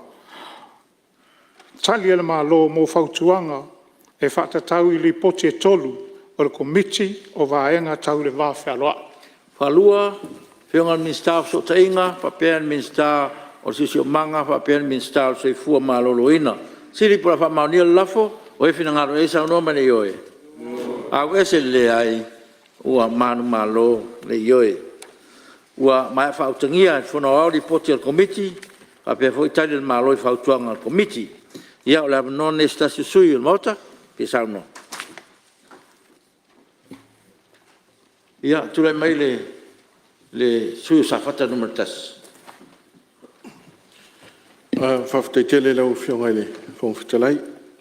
Tai o mo fwoi lewa no nei tu malo e whaale fo ise manatu i le poti ua ngai lau o le Palemene faafetaitele le taitai komiti i le latou auiliina o le lipoti o le tatou aoga le universite o Samoa mo le foilega faafetaitele i le tamaitai pule i le tatou universite mai se pulega ia ma le mamano i le aufaigaluega i loutou galuega ia auā lava le aoina o alo mafanau o le tatou atunuu e molianga faafetaitele ona mai tau foʻi le lipoti o se lipoti e tāua foʻi ai le tele foʻi ni manatu e teletonu ia o aʻoga lava e avei le faamuamua le tatou a tatou mālō o le lumanaʻi foʻi lea o le tatou atunuu o lea o leu te tau au tilo atu i le mai tau atu le lipoti lea o lea iaia le fautuaga a le komiti i le tulaga lea i le aʻoga lea le maritime e il masini na e au mai latou fautuaga e tau le accumulator machine masini leo leu te tauloa e se leo ngā masini lea ia o ngā lea wha maritime ona e te le foi lona tūlanga i si tia il tātou a o ngā lea maritime a ngā lea tātou le tele ia alum whana o tātou atunu o lo a ngā ia i foi whafo lo mo i ngā luenga i atunu e mau mo si fia foi le au tātou loa le a ngā lea maritime mo se a o ngā e i tutono le li o le whaavao mālo o lātou tūlanga o lātou curriculum development o po lātou mea e au au ina. Ia o mea au mai umai whafo e lātou te au ina ai. Ina ia au sia uma e alum whanau o tātou atunu. A o lai ngā o ina ngā lulua i lunga o wa. O lai o ngā tasiro lātou sirafia. Ia ma tūlanga o wha me mo lunga o wa o whaavao mālo. A le tūlanga leo le masini lea. Pe e tau whapitoa mo tātou alum whanau hoile le si tia meo tūlanga o ngā whakapteni. Ai mita lea ngangaile. Tūlanga e whalongolongo hoile le tam whanau o tātou atunu ai tāua hoile ngata hoi kapteni lunga o alum whanau lunga o pailate lunga o walele. Au kapteni hoi ia mea o wa. Wa ia whaavao malo. Ai mita hoi lea nganga pia whalongolongo atu o tau mai ia kapteni Samoa. Le ngata lai waa whaaloto i whale o tātou. Ao waa ia waa te teli. Te manato lai ei hoi nei se alo whanau o tātou. Lo whea lua i waa te teli i o meli tūlanga whapena. Al me pitsil hoi le ntāua le tau avena le ngol tātou o tunu. Ao le mitamutanga hoi. Wau i eitam whanau o tātou o tunu. Tūlanga ia. Le ngata ia. Ao mai tau hoi o lātou tongi. E le ni tamai totongi a le maua whamanianga o. Alam whanau lea. Le iona tā ua e lo lea manatu. Le awe e fui rwha mua tātou mālo i mea i au tūlanga o. Tele tupel tātou mālo whamanianga o mai i tātou alam whanau i. O lea self-siri whamanamole lau whionga i minsta. Pe ua taunu mai lan masini lea. Whaatino ai ia onga tātou a onga onga le maritime. Ia pe o le tāua lea i lo lea manatu. Ia siti ai ia le ola o ina o anum whanau le tātou atunu. No mai lea se manatu i le tūlanga tau a onga. Le ua mai whaatasi a li poti. O leu te wai tu li poti lea a onga. Lea mai whautuanga komiti. Si lea toi le teitai komiti. Lea whapea mai wai pe o e leo ngā manlaina. O le whawhitau ria le whea ngai mai tātou, o le whamai le lava tātou whaiaonga. Ia le mai tau atu le tau tau ai, o le tele o whaiaonga ua ngai ngā luenga whawaitaimi o no le tongi. Ia, mena e tau lea o whaiisu tātou mālosi o sa ili manuia lea. A leo te tau wawai atu tūlanga lea o tongi e tau mai e au ai lunga i le tātou university, po le FOE, le Faculty of Education. O te leo maua nei po lea lea nganga o le whautuanga lea komiti le fionga te. Po le mea ia si itia i lunga ia le tongi. E au ai ia le tama onga le korisi. E alua i lunga i le porkalame lea whawhaia onga le tātou university. Po le mea tu i lalo ia tongi. Ina ia to tele ai ia alum whanau o tātou atonu. Ina ia whaima mea o tūlanga o e vea mwhaia onga. E whailea i le au nanga ona o le te lo tātou il tātou tunu e leo lava tātou whaiaonga. Lona lua, o lo te vai atu le poti lea le tūranga i me leo le vai mama. Vai mama o lo tau mawhaina i alum whanau a onga. O lau whafsili a hoi le leo le asitale mai. O i au whainga uma a onga i tono o tātou atunu. O whieni a onga o lai inu umare vai mama lea tātou malo. A i whieni a onga o lo tau mawha i ata mai te a onga ili. I vai tū maoti wa leo tātou lo vai tū maoti. Ia ele o ia ele malosi al tātou a whalaputonga lea le vai le Samoa Water Authority. Pe o whamaninu e wai le ropo i le si meo le te le wha mai. Ma i alum whanau ono le tau mawhai vai le wha maina po le vai hui lea wai ele vai la au e mo ele vai ma maa tsui fu manoloina. Ia, nei fsili lea maranga o whalaro, whaftai lau whionga whaftai. No sa no, tu le me lau whionga le, su te tai le tuanga. Tai lau whionga mo le avanoa, ngai fsili ia i le whionga i tai whono o komiti hia mau ai se malamala maanga. O le lipoti o tato investea au. O le matauina i le tu lau whāro tau lipoti. O le tupe whaaluina i tutongi o le au whainga luenga. O le tausanga luasfulu lusu tasi e sulu walu tesi matasi miliona tālan whaaluina ai. Tausanga so ai. Tausanga lea o lo tanoina lipoti lea pēna toa mai lusu tasi lusu lua. O si i sulu iwa tesi mantolu miliona.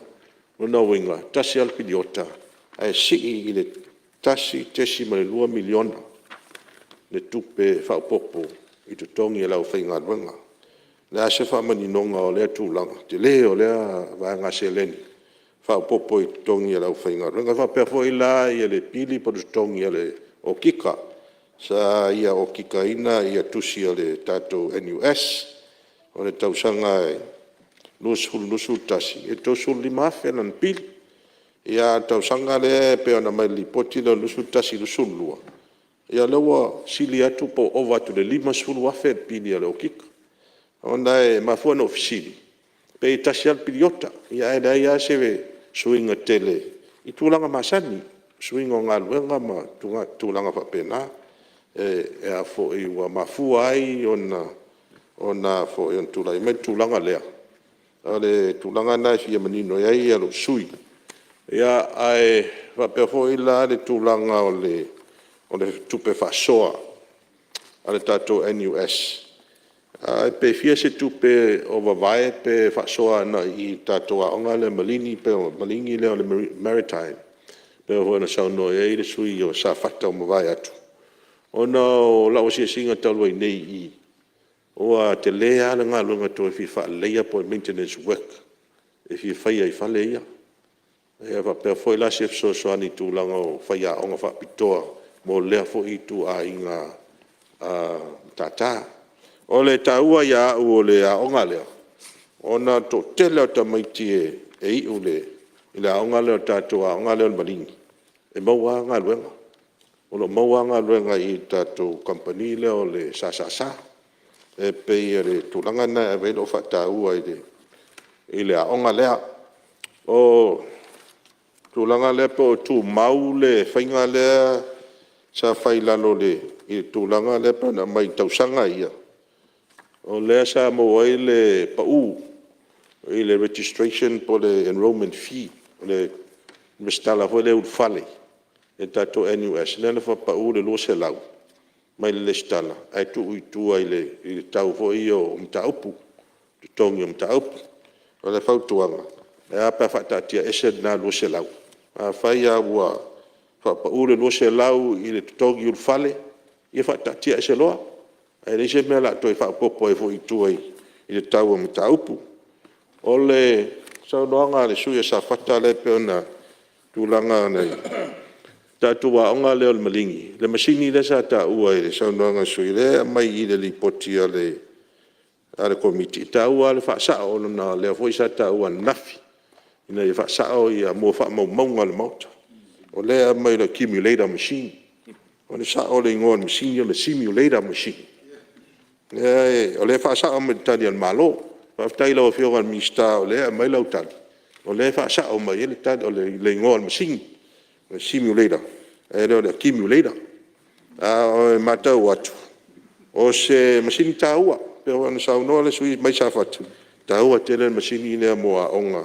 A tātou whanau ia I le tātou a onga malingi. E whamauina hoi whaftai li poti al komiti e tusai ma le mtanga luenga a onga.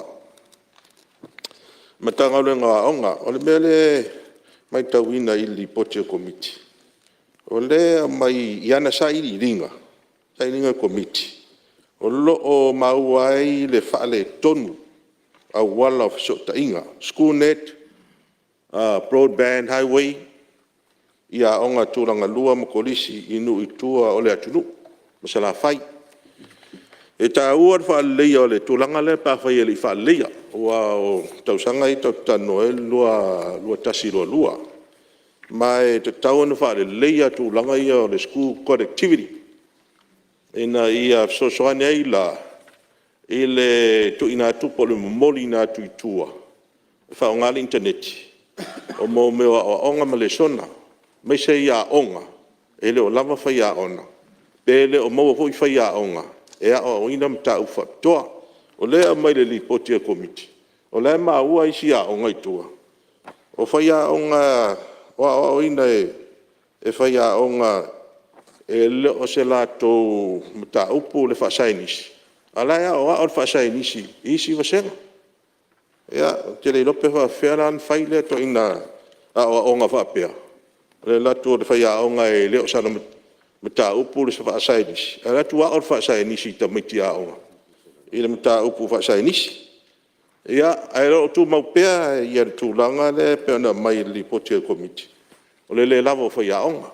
Ia, te tonu sa sa no whailo whionga al minsta. Isfui tato Fonotaga tona. I le se mta upu whaingofie. A le se mta upu fawfoi. Ua lewa. O le wale mta upu lea o na le whai sa ta ua ma mai li poti. O na te lea whai a o ngai tu ua ngā luenga. Ia e ngā I whafu. Ngā luenga whawai taimi a mai se lawa isi tu I ngā luenga mai ngā lue tonu al malo ia po I tua. Fo ia ele na o whai a onga fo I olo a fia mta upu lea. Na fo ia a fia isi ngā luenga pe o tamai taitau soifua. Ia lea e mo mai li poti pe I fo inisi o leo leo. O I ngā luenga whawai taimi ma isi I tō a ingai ia tunu e mamao. O nau inga, ele whaingo fie. Ai taua I au le manatu le whatu mai ele li poti. O whai a onga fo ia retire. A whai au maua le malosi. Wha au pea, tu pe ele avanoa. E wha au ele lato tautua. A wā lai mo lato malosi. E sosoa nia I le lavo whai a onga. Ia muli la le li poti muli a le. Li poti le lua tasi lua le tātou tanga luenga. Ia o le pe ia o lo a fia mai ai ia whanau la iti ho ia whatau a ia whatau savali o loa taulanga. Ia ma compulsory education. O fisili la le o fionga minsta. E le tulanga le o tātou compulsory education. Wa tonu nei whanau la iti. Ia lo fia mos so soani. Lo fia mos so soani la to a inga nei se leni. Ia watau singa o ainga so fo I matua. Ia alo fia mose le ia fa pe fo ia tūlanga o tupe mena o mia. Mo la to waonga. Ia la pe tātou wa I te na isi whanau. O lo whatau solo nei mo o loa la iti lunga la wala I tonu taulanga o pia. Ia e tā ua ia o marok sui. I le o pe iaonga. O pe iaonga. Ina ia o pe la tō ma tau whai la tō waonga. Ina ia maua le whamanuianga lea. Ia maua le tumai. Ia vea la tō mta tamatua.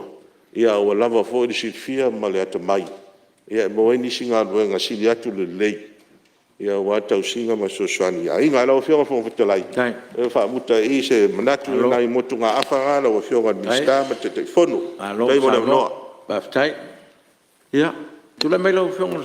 Wai mongo numero tas. Muli ngang whaftai lau whionga whongtalai. Whionga le minsta. Ia mesoi minsta langolango. Mesoi te teifono ma le komiti. Mesoi le pule le NUS. Ia mesoi whaururunga le education. Ia whaftai ia.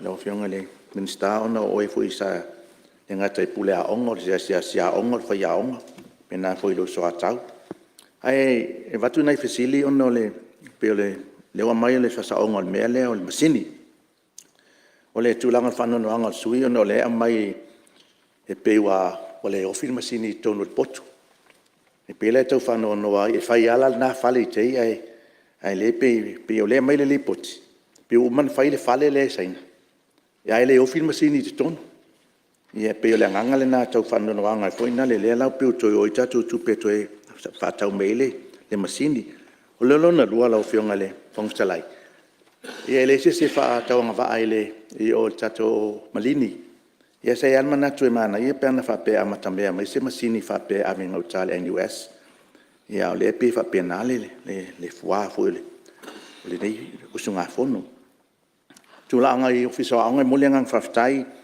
pe sa no foi ni si sui mo me foi anga fapitoa ia pe wat foi la taita lango i tulanga le na ia ona le pe wa sioki na o tato foi anga misele tulanga le fa saindisi misele numera ia pe wala taita talo ile nei mo tai nei ma fai ona tu ilunga totongi wa tu ilunga totongi ele mfainto e wese e fa pena tau masanga male fa anga wa tu ua mo meo la to fa ya onga ai atu inga lwenga fa vai taimi ia le ya tau wana al sui o ai le mafai na alu ai fa ya onga ia lai vai atu le a onga foi na le line next door ia o luata vale fai fale ale amo ale ato ia male penta ia ale fa pena tia i lo fa ya onga ai inga lwenga le ale so swani mal tu alalo pele mafai na fai se pon na ia mafai ona awana ia lu ese mai taimi uma mai ai pe lima tau sanga ia umalo se va fa pena ia ma toi tu ilunga nai totongi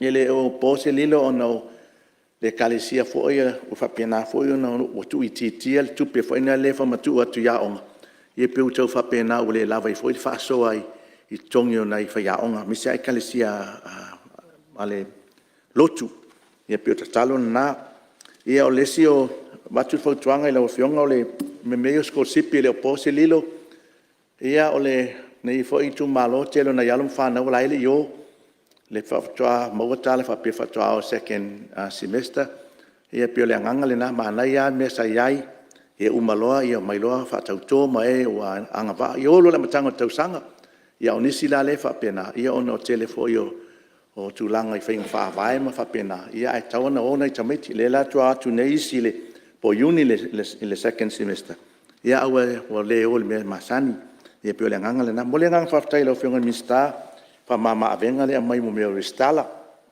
ia nei tu malo i stalo atu ia ona le tu malo nei ave fa mo ia lo fa na mo tu langa ia o onga ia le mo atu le mato miliona la fionga le mista pe le faina accent mai le vai monga numero tas ia lo fa na NUS ia la le tai me mo mai ai ile le mato miliona mo ia ona tonga tu ile o pili a lo fa na o a onga i tai wa lewa fa pe le to extend le pini ma alum fana ia pe le nganga le na le vawa onga ma komiti lo fianga fong ftelai e tau fte na ile tulanga i e pe le opose lilo o komiti o fioanga e pe le o ifo e pui le a onga ia malato i lor fa anga yo ina o le a onga po ia e pe o isi a onga mis foi le sine foi io pe wa pule a onga ia wale ai se tulanga va ai nei komiti a mesial le fa nga yo inga le grant ia to fia mo ai se fa nga fa vai langa le fa mesa ai lo fa nga functalai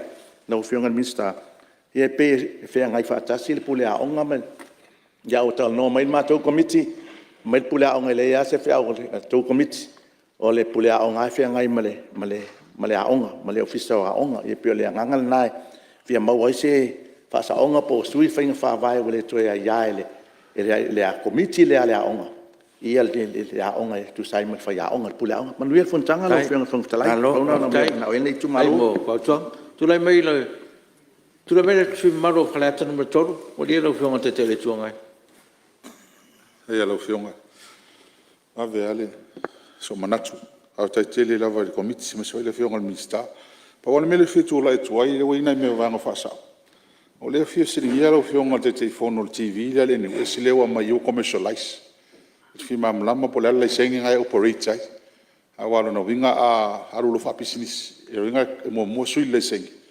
ko yo la tong ta la me tong ma mo tong ngal digital tv le so na ngome ya me na va tu le seng fa ko mo ta wa onga no no ruo o le tasi la vol tu fo tonga na mai anyways ina masini le ya ele telefona se manatu wa sa fa pe e tele ya ai lo tal tonu ngalo fiong al minsta il fa fita o tele le tu puisa mo mo la fa sain drugs ta wona fa se feng fa vai am tanga lo ngai meni ya wa ulo ke place kengeli Samoa college le vano prestene o le tasi le fa fita o le o mata o ina ni ata to le tina i lalo levole lalo ya ongai ele mafai ona o le a tupu tele le mele a mata mai nai wo o i tanga lo ngal malo e tawon fa mo avis fa mo mo la fiong feng fa vai tu langa le o le siva o le mai le fa tuanga le committee i so ta inga le tanga lo nga onga mele ni wes FOE faculty of education ia ai le o mai le fa tuanga i le pepal ni wes ale mai tono tanga lo nga onga sa tawona mai i le university wa ina ia to tanga ila to ile entrance le tono ole MSc ia tato por kalami fu ina fai nei ole ma ole ngol mele sa fai fa pa va ve i fai longa me sei science mole nga iluma ona le fa tonga na committee la ofionga me yo ta longa fa le nganu ia o lo sui malo tal tonunga man tu fai mo me culture taste fo ia onga fa le nganu ia lava le taimina fai ia lo wata tunu tatu wo fai a tia e ta longa ia wa aranga illa langi manu ia tatu tam fanau ki pa langi ma la kapi ma mai si tulanga fa pena ni lo le tal tunu o le na o mai le me mul muli le la ufiong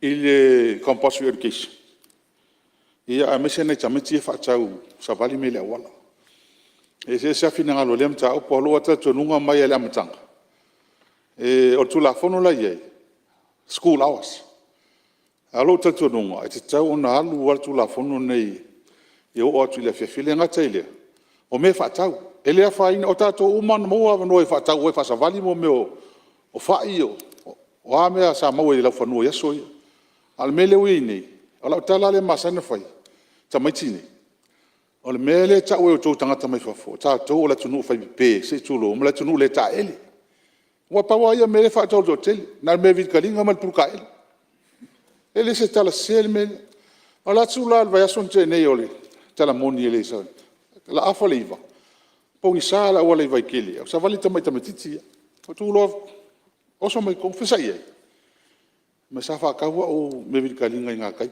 fa lo nga kai fe ke ngo foi no foi o kai o vai que luka ka moli fio ko sang sukas fe ke au ngai ke au ile vai nganga ka ko vai la ka se fulu po ngai fero fa ngim fe o makua le fale ka au ko ma ko ngol fale o so maris ke makiki fe o makua ka male la pinko e ka la si le tuela tal a o roko e fa sa tal e fa sa o inga ka fa o makua ko sa ka e vai mele fai le alofa le tamatiti le kiti a tu le savali ya ale lo ksa o le pinko le pe fa longo mai o kwala ko le so i lo kalpa ia ai lo tal tonu ngalo fionga le se te fono male minsta ma nei o le o committee fa ale tu malo mai o nei fa fitau akala ko sa va i sa ka vai e pe o nei tau langa ma ia ma ko faliat a fa tau le tu le mai se o so vane le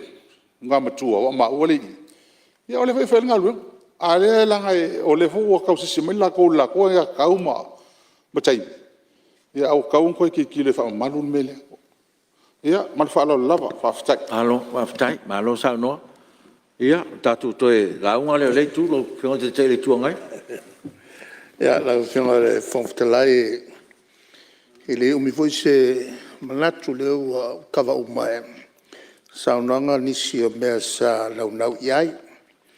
Alwanga mo lava fa malo committee fa malo fo ia la to ngalue tai lo fionga ile minsta lo nga fa mamta fa pelei sa pe fo e fa tu sili O le tap mo bala o fianga le Fonotaga. O le tal sangatu i le fautu atu i le mtanga luengo aonga. Ia va pe foi la o fianga le minsta. I le tupele faso i tua. Ia aonga. Mtua mo mia ia aonga nei tua misa aonga e kalesia. Lo ve o tu tupe le nei ia februari. Ale tatu whainga whawai, whatua release. Ia le se leni po o me, po iuni. Ai am whai on a release le ia tupe nei ia februari. Ale makua mo mia ia onga e kalesia. Ia le tupe nei ia vaveati o te le iai ia inga fo i le lipoti mai o le whaangai na te tau. O se le na vatu, e laga iai e komiti. E mo watu o pure kokasi ai e le kai fongo. A le lei on la se to sila ne al tau pule nei. O le vaven whamatu tua ia onga kalesia ia mai si fo ia onga. Ia le se le ni nei o le fua ia le tato malo. O le vaingalo na rua lau fionga. Scholarship a le NUS. Mo te maiti. E whatua whasalo mai skolasipi nei po iuni e po iulai. Sa taun tom whai whasalo mai le amtanga. E talo sanga tu. E whanau atono iei ni mafuanga te tau. I le tūle o siaki mo record.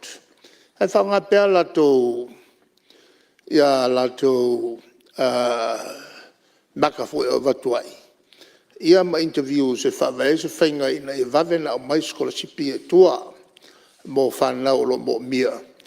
Ia ma whasau ina e fwoi ia nisi o matua ele mwhauna mo se so sani mai se le nie whaso atu e tua le tato malo. O le vangalon tolu lau whionga le Fonotaga. O te whiawhisili atu polale tūlanga i ele tātou whaletusi lea o le whaletusi le nei i le teimi sa whatala no mai ai. Ma se tasi fwoi o professor o le University New York e le tasi o ana ase singa mai ma i Samoa nei ma hofo ai fia i le atunu ule nei. Na mai le na hofo le na le lansa talia le malo. La tuai le se me fatu ai. Ma filifili ai le NUS se fatu ai. Sa mo mia fo isi se rentele a mat fatino ai ngā luenga le ana ave malo intia ma mai lato miliona ta la fatino ai ngā luenga. O le whamtalanga tu mai le tato malo le na teimi. Paua le o le koe ngā library maua le i tūlangi. O le Pasifika le mawai. The most modern technology o le whaongai. E mawhai on tātou accessina. So se library i le lalolangi. Access atua nei Samoa. O le melana le filifili le NUS. E le leo na ave pe tonu le NUS e o ngā mo whanau wa o ina. A Samoa. Ai te tala pele avanoa ia e lato e fia whaonga. A malmal pole al tūlanga lea o lo ia il tātou library. O le itu i le tūlanga lea o whaia o ngai tua. Manatu e le taun tātou toe o le mele o le sioki o whaia o. Te lele ngā luenga sa tātou whaia. E le o ina, tau pua le o science a whainai tātou. Se toe sila to pea no le whalongo tu pea. We nisi mafuanga o sioki e kako whaiaonga le vau man sao noa nisi. Te tau onto e tilo i tātou policy. E a i lato li taia ala el porto masani. Ma whaia na fitu nai. Le to wha i la iainga o lo iainga o lato e whaikikeli. Se sila pe ia ele turanga lea le to e fitu nai. O le upuana le tunu o le uta ftuna iftala le uta al poto le ufionga le fonftalai o le teimile e faftai atu o le au fatino le te le tatou manaonga sa fali ia suktuana ia le liu le universite lea ia le fua ia le na o mata upu tau fatoanga ia o inai kua ngau ango ai le universite ele keleo le investment lea e kau lenka maki o lau faku ia universite fakoanga fiki la kou faku universite isia ku sakango mai nge o leo mai ela mga ngau ango ai nge mo meu fau sia sa mone al fianga leo wa liliu nei o general campus lona winga so se fai longa fai ai nei ele al tulanga lava tau tupe fa longa iai ele va bela o ele teimi ato toai o le amata mea ai le malatu e tau tele nga lu faltas o le tatu universite mele universite lea sisila mata upu e tau on la AVL tatu malos il NUS ona e foi fa fitau il NUS ia ile tulanga tau tupe e sioki foi kupe le NUS la tau ai le maximize ka ko resources on tiro le po fele mea e tu i ala fu le Samoa le a fele vai na tau ave el tatu NUS ole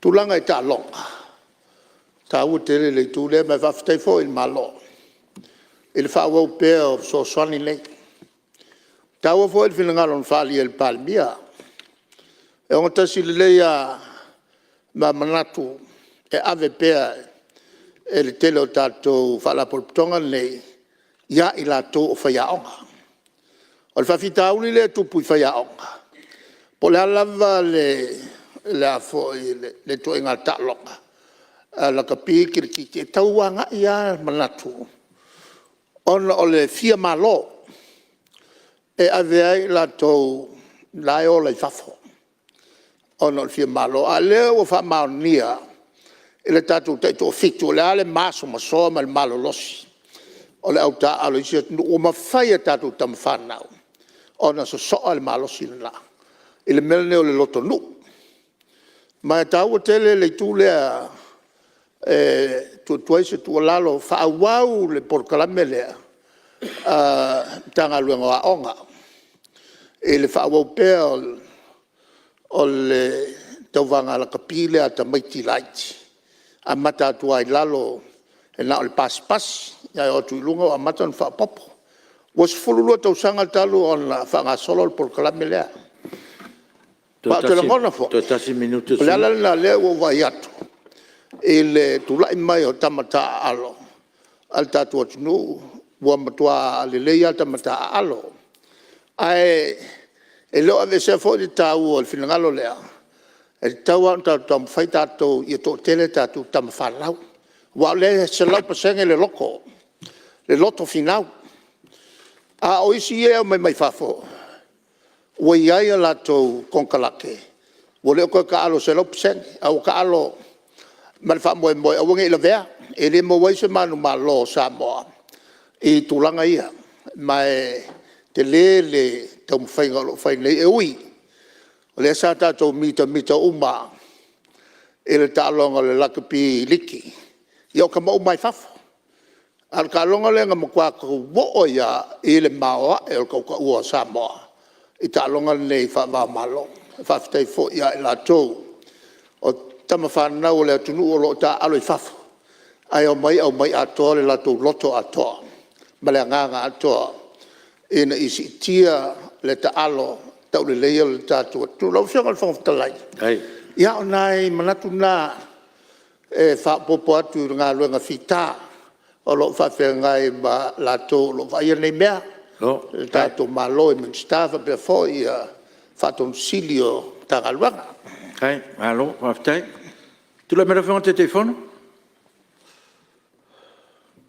Tonga ele Fonotalai, lai atu ma le whaalalo tele, tau mwhai tali atu inisi o saunoanga sui, meise pa ia ma le mamalu su sfono le Palemene sa saunoa i li poti nei tolu a le mātou komiti. Ia mai moli atu le anganga whaftai, saunoanga fo ia sui sa saunoa. Ia mai o le a tau mwhai atu le tali atu i mta upu fo ina langa. O le mta upu na langa e le fionga le sui o safata. Ia, lau fionga i le sui mamalu. Ia, o lo o maua umalawa e a onga uma le sua vai mama. Ka peanga fo i tato wa onga i motu tele salafai. Ia mal talfatai i polu nei. O tele foi o nisi o mta upu sa saunoa i ai ia sui. E mese lava i le tūlea i a o onga. Lau fionga i le sui taita. O lo fina ngalo e te fisilingi ai tūlanga o le sita i. Ia, e silfia lava o e fo lo ia. Ai ai nisi ngā ruenga whapopo le universite i le audit inga o lako tusi. Ia wapena ai le wape kou maule. Le pili a le audit a laisi i kai ia kulanga o ngā ruenga e moli atu e le universite. Pe o tūlanga na e pe o na siningia fo e lau fionga. Ia nisi fo i o suma malu a mese le ta upu a le i le lava whai aonga. O le mea mauti noa lava le pai o lau fionga le Fonotalai ma le whafonga le tato Palemene. E mtua le lava i whai aonga.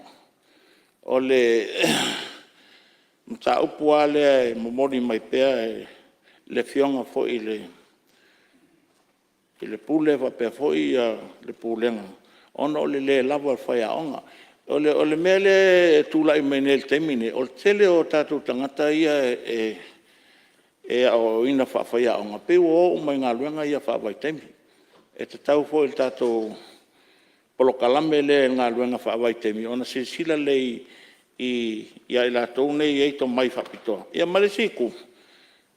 O nisi o ila tau ia e peifon sai ai ia o ina foi fa skolsipi foi a foi mai ele fio e foi ao e apply solo isi nga luenga al malo ono le tau fai lava ia o te tongi ke lau ko kongi me o le tau fai foi le tanga luenga ma le min staff o ia onga ina ia si sila i ona i tu umai ia e fai ei ona si tai ia tongi fai a onga na ia mwhai ona una i mai ia lea nganga o along whanau fo il tato nuu e fia o ina e vea mwhai aonga.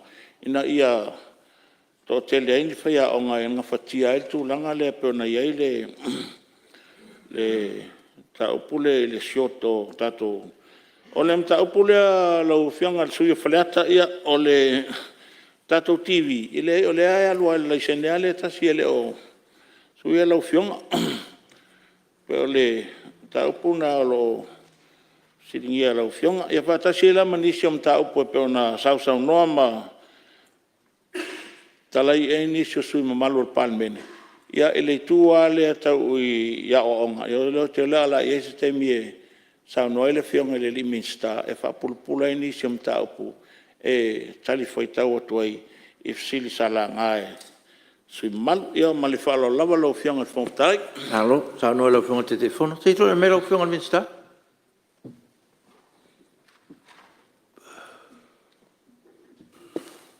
O fianga le Fonotalai.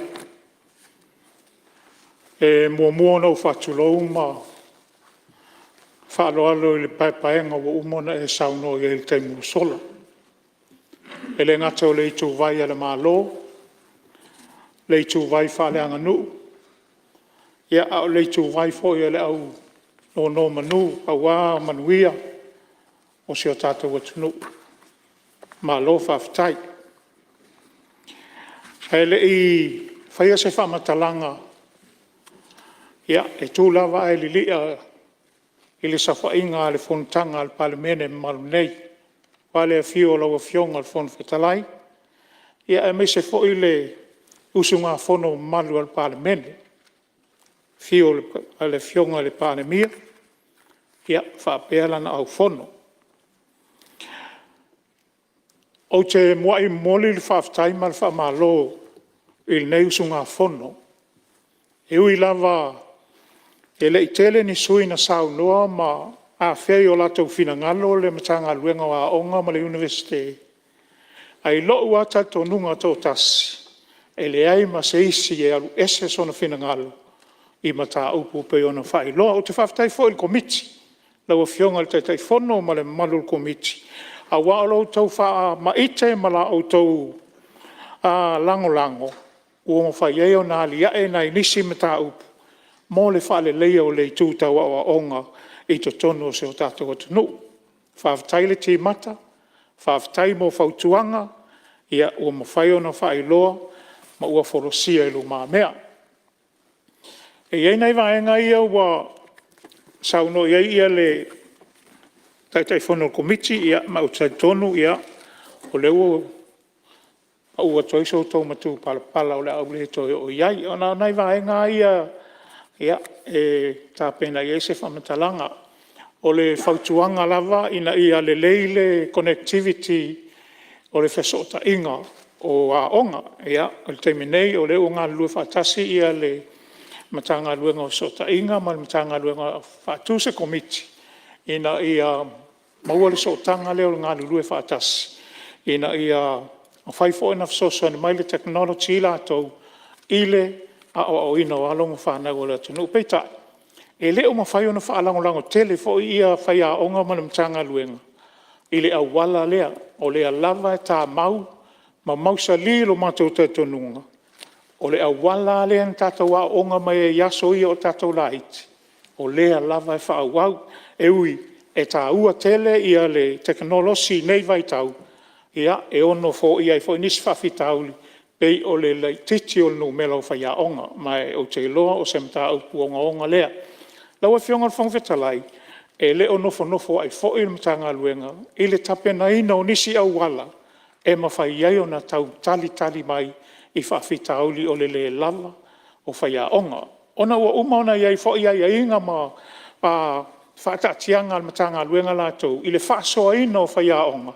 Ia e pei o le awala na o le fo e muri ta ia il mtanga luenga I lana whaasoa pei tai e fo nisi taimi e le mwhaiena tu mau pere whaasoa I le tilo atu I le mana onga ma le mo mia o le mea tatau na ia I lea taimi ma lea taimi sa sauno nisi I se awala tau mawhaia ina ia tau fiofi mai a tatau whaia onga ia e moni lava iei nei whaia onga wo e se ngā luenga whawai taimi.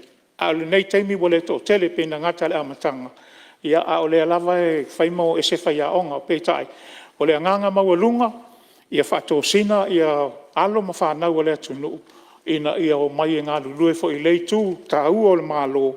Ia a wale ate ina e ina o alo ma whanau o lea tunu. Taimi nei, ia o lo o whaatala noa le pisa si, ia maltato mtanga luenga. Ina ia wha o le lei ia whaia onga I lei tūtau tongi.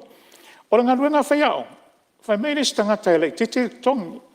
I teimi nei o whai le upgrading lea whaia onga. Nana uma mai au people upgrading. Kiki lo o el tolsu tasi awheta ala el tau sanga. O lona winga. O se si whai whato sina lei ta mitia onga. E tele tau sanga te ngā lue I isi matata to a maur ngā ruenga. A le whaia onga. Nana I umai au le FOE, sau lo whaia onga lo, ia mawol tongi e whaasoa wale lumana I manuia. O le vaenga le na sau no fo iai I le winga le whaapea ua o e nisi whaia onga le whaasai e nisi, ai le eisi o lātou tō mai. Ia te au ia whaia onga. O te le tal ton tele i mele. Mantua foi, a o tātou a onga mai. Sa tātou a vea le mata upu lea. Tātou au mai kolisi, tātou mai le universite, I le aonga whawhai aonga, o lae lava e ave, compulsory le ave ina o le pepa le o le science. Se iwa ngana lava ua o le levo mawalunga, o na uti e role i nao tamaiti, po o whai aonga, lau te tau ave ina. Ae i le lau tele aia, e science mawhai aonga, ua o ina i vaenga o le ngaluenga le whasai nisi.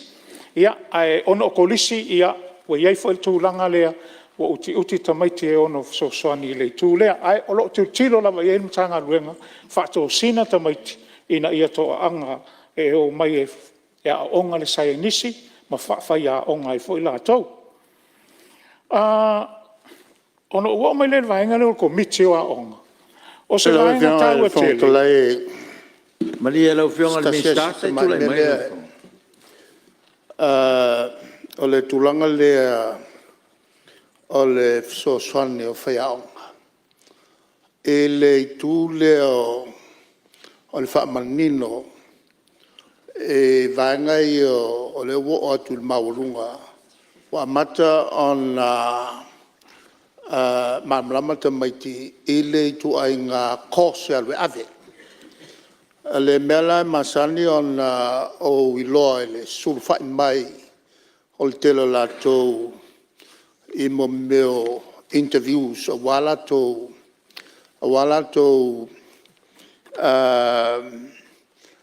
fuafuanga la to polklame I mea oi.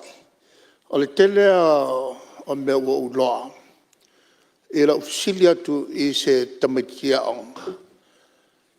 O le ale lau mataupuna ave. Ai whai mai. O sa o mana o te alue ave le fo il fa su tusi. A o lo tu nei. E le mawhai ono o veo na e le se sinta umai e tauna avela o mathematics.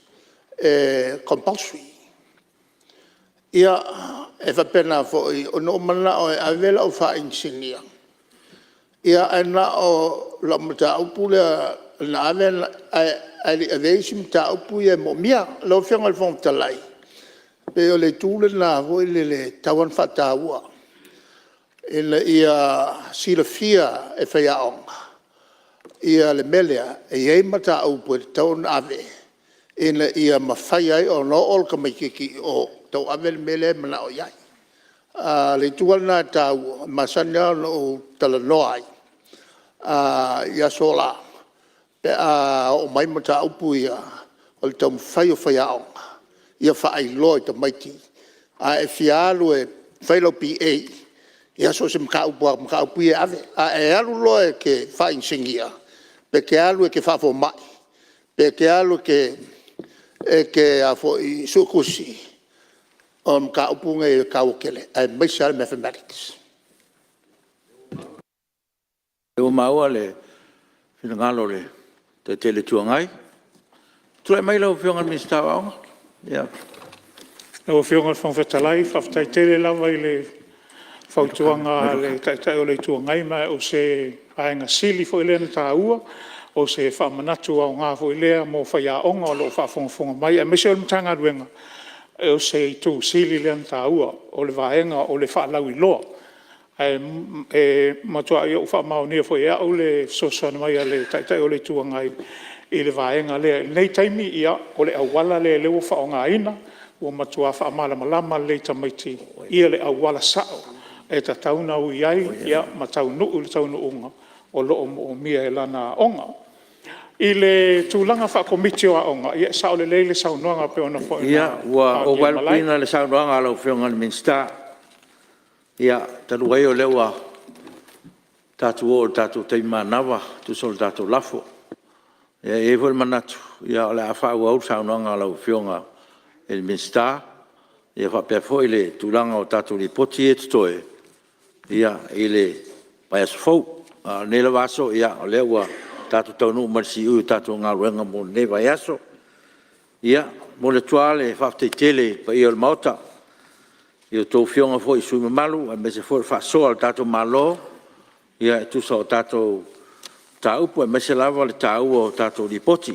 Me le mo le tuele ngang whaaftai on fua, malo le sau noa whaatai fo i mo le tō whaafaali ia le lava o whaafonga ma le tō alpa i o le tātou maota ia malo lava mo le tātou fono nei aso e mese fono nei vai aso ia le nganga na mo le tuele nganga whaafatai a le nfoa ia i le nei vai aso ma tātou ngā luang whai whaafatai fo i tapu inga si o tātou tunu ia malo le tapu i mai ia whaanga solo pia ngā luenga al tātou fono me lea tātou te rei tolu pō, te tāu sanga atu le sui malu ngā ngai whamaunga numero lua, tāu nies tātou sa tālo. Sua falta mā mole alo, mole nganga pa ia. O oe o le atua o nei. O oe o le atua o ananafi. O oe o le atua o tai au. O oe o le atua e ifo, tō tutuli, ma tapu wa i ai Samoa uma. O oe fo i e whaavae i ai si o mātou watunu pele o Samoa. Sa e to o tau mua, sa e to o tau muli, a o whea ngairo Palemene ma Fonotaga o le nei yaso ma le neiva yaso ato. Vi ia oe i lo walofa ma lo wanga li leile atua lo mātou tama. Sa e le tūlafo ina lau Palemene, a o fin whenga iai ma le lipo ina o upu o loa tunu, a ua se manuia mo Samoa. E pō nā, e angasala, e le sao, lau Palemene i luma o lau o fio. Mātou te tatalo, se mata ua o lo toto o lo walo pele, i lunga le sa taro, e whaamangalo ai le i fonga lo Palemene nei. Le atua le mātou tamā, wa i uwhi au manga luenga o le nei aso. Sa e le tūlafua ia i mātou. O ane mea, a oni whi au fo i o tutoe, mātou te ole i lau o whiu. Ia e alofa ma ia e tauto o lua ma i mātou. O le a mātou tu ua le nofonga nei, tu muri atu i a inga o lo whatali mai, fo i le vi inga i a te oe lo mātou tama. Whamanuia mai le nei Palemene ma Samoa atoa, e ala atu lo suafa pele o Jesu Keliso, suafa o tama le alo ma le anganga paia. Amen. Alo, whaftai, leo tā pena tātou tāmaftanga o le uli, ia pe a tu ol tātou fono. Whasisilatu ua tolpo nei tau manga fono au fai tula fono, si e rile tula iwa tol sfuru, i le tae o la solua, a sa sfuru iwa o mati, lua o lua wha.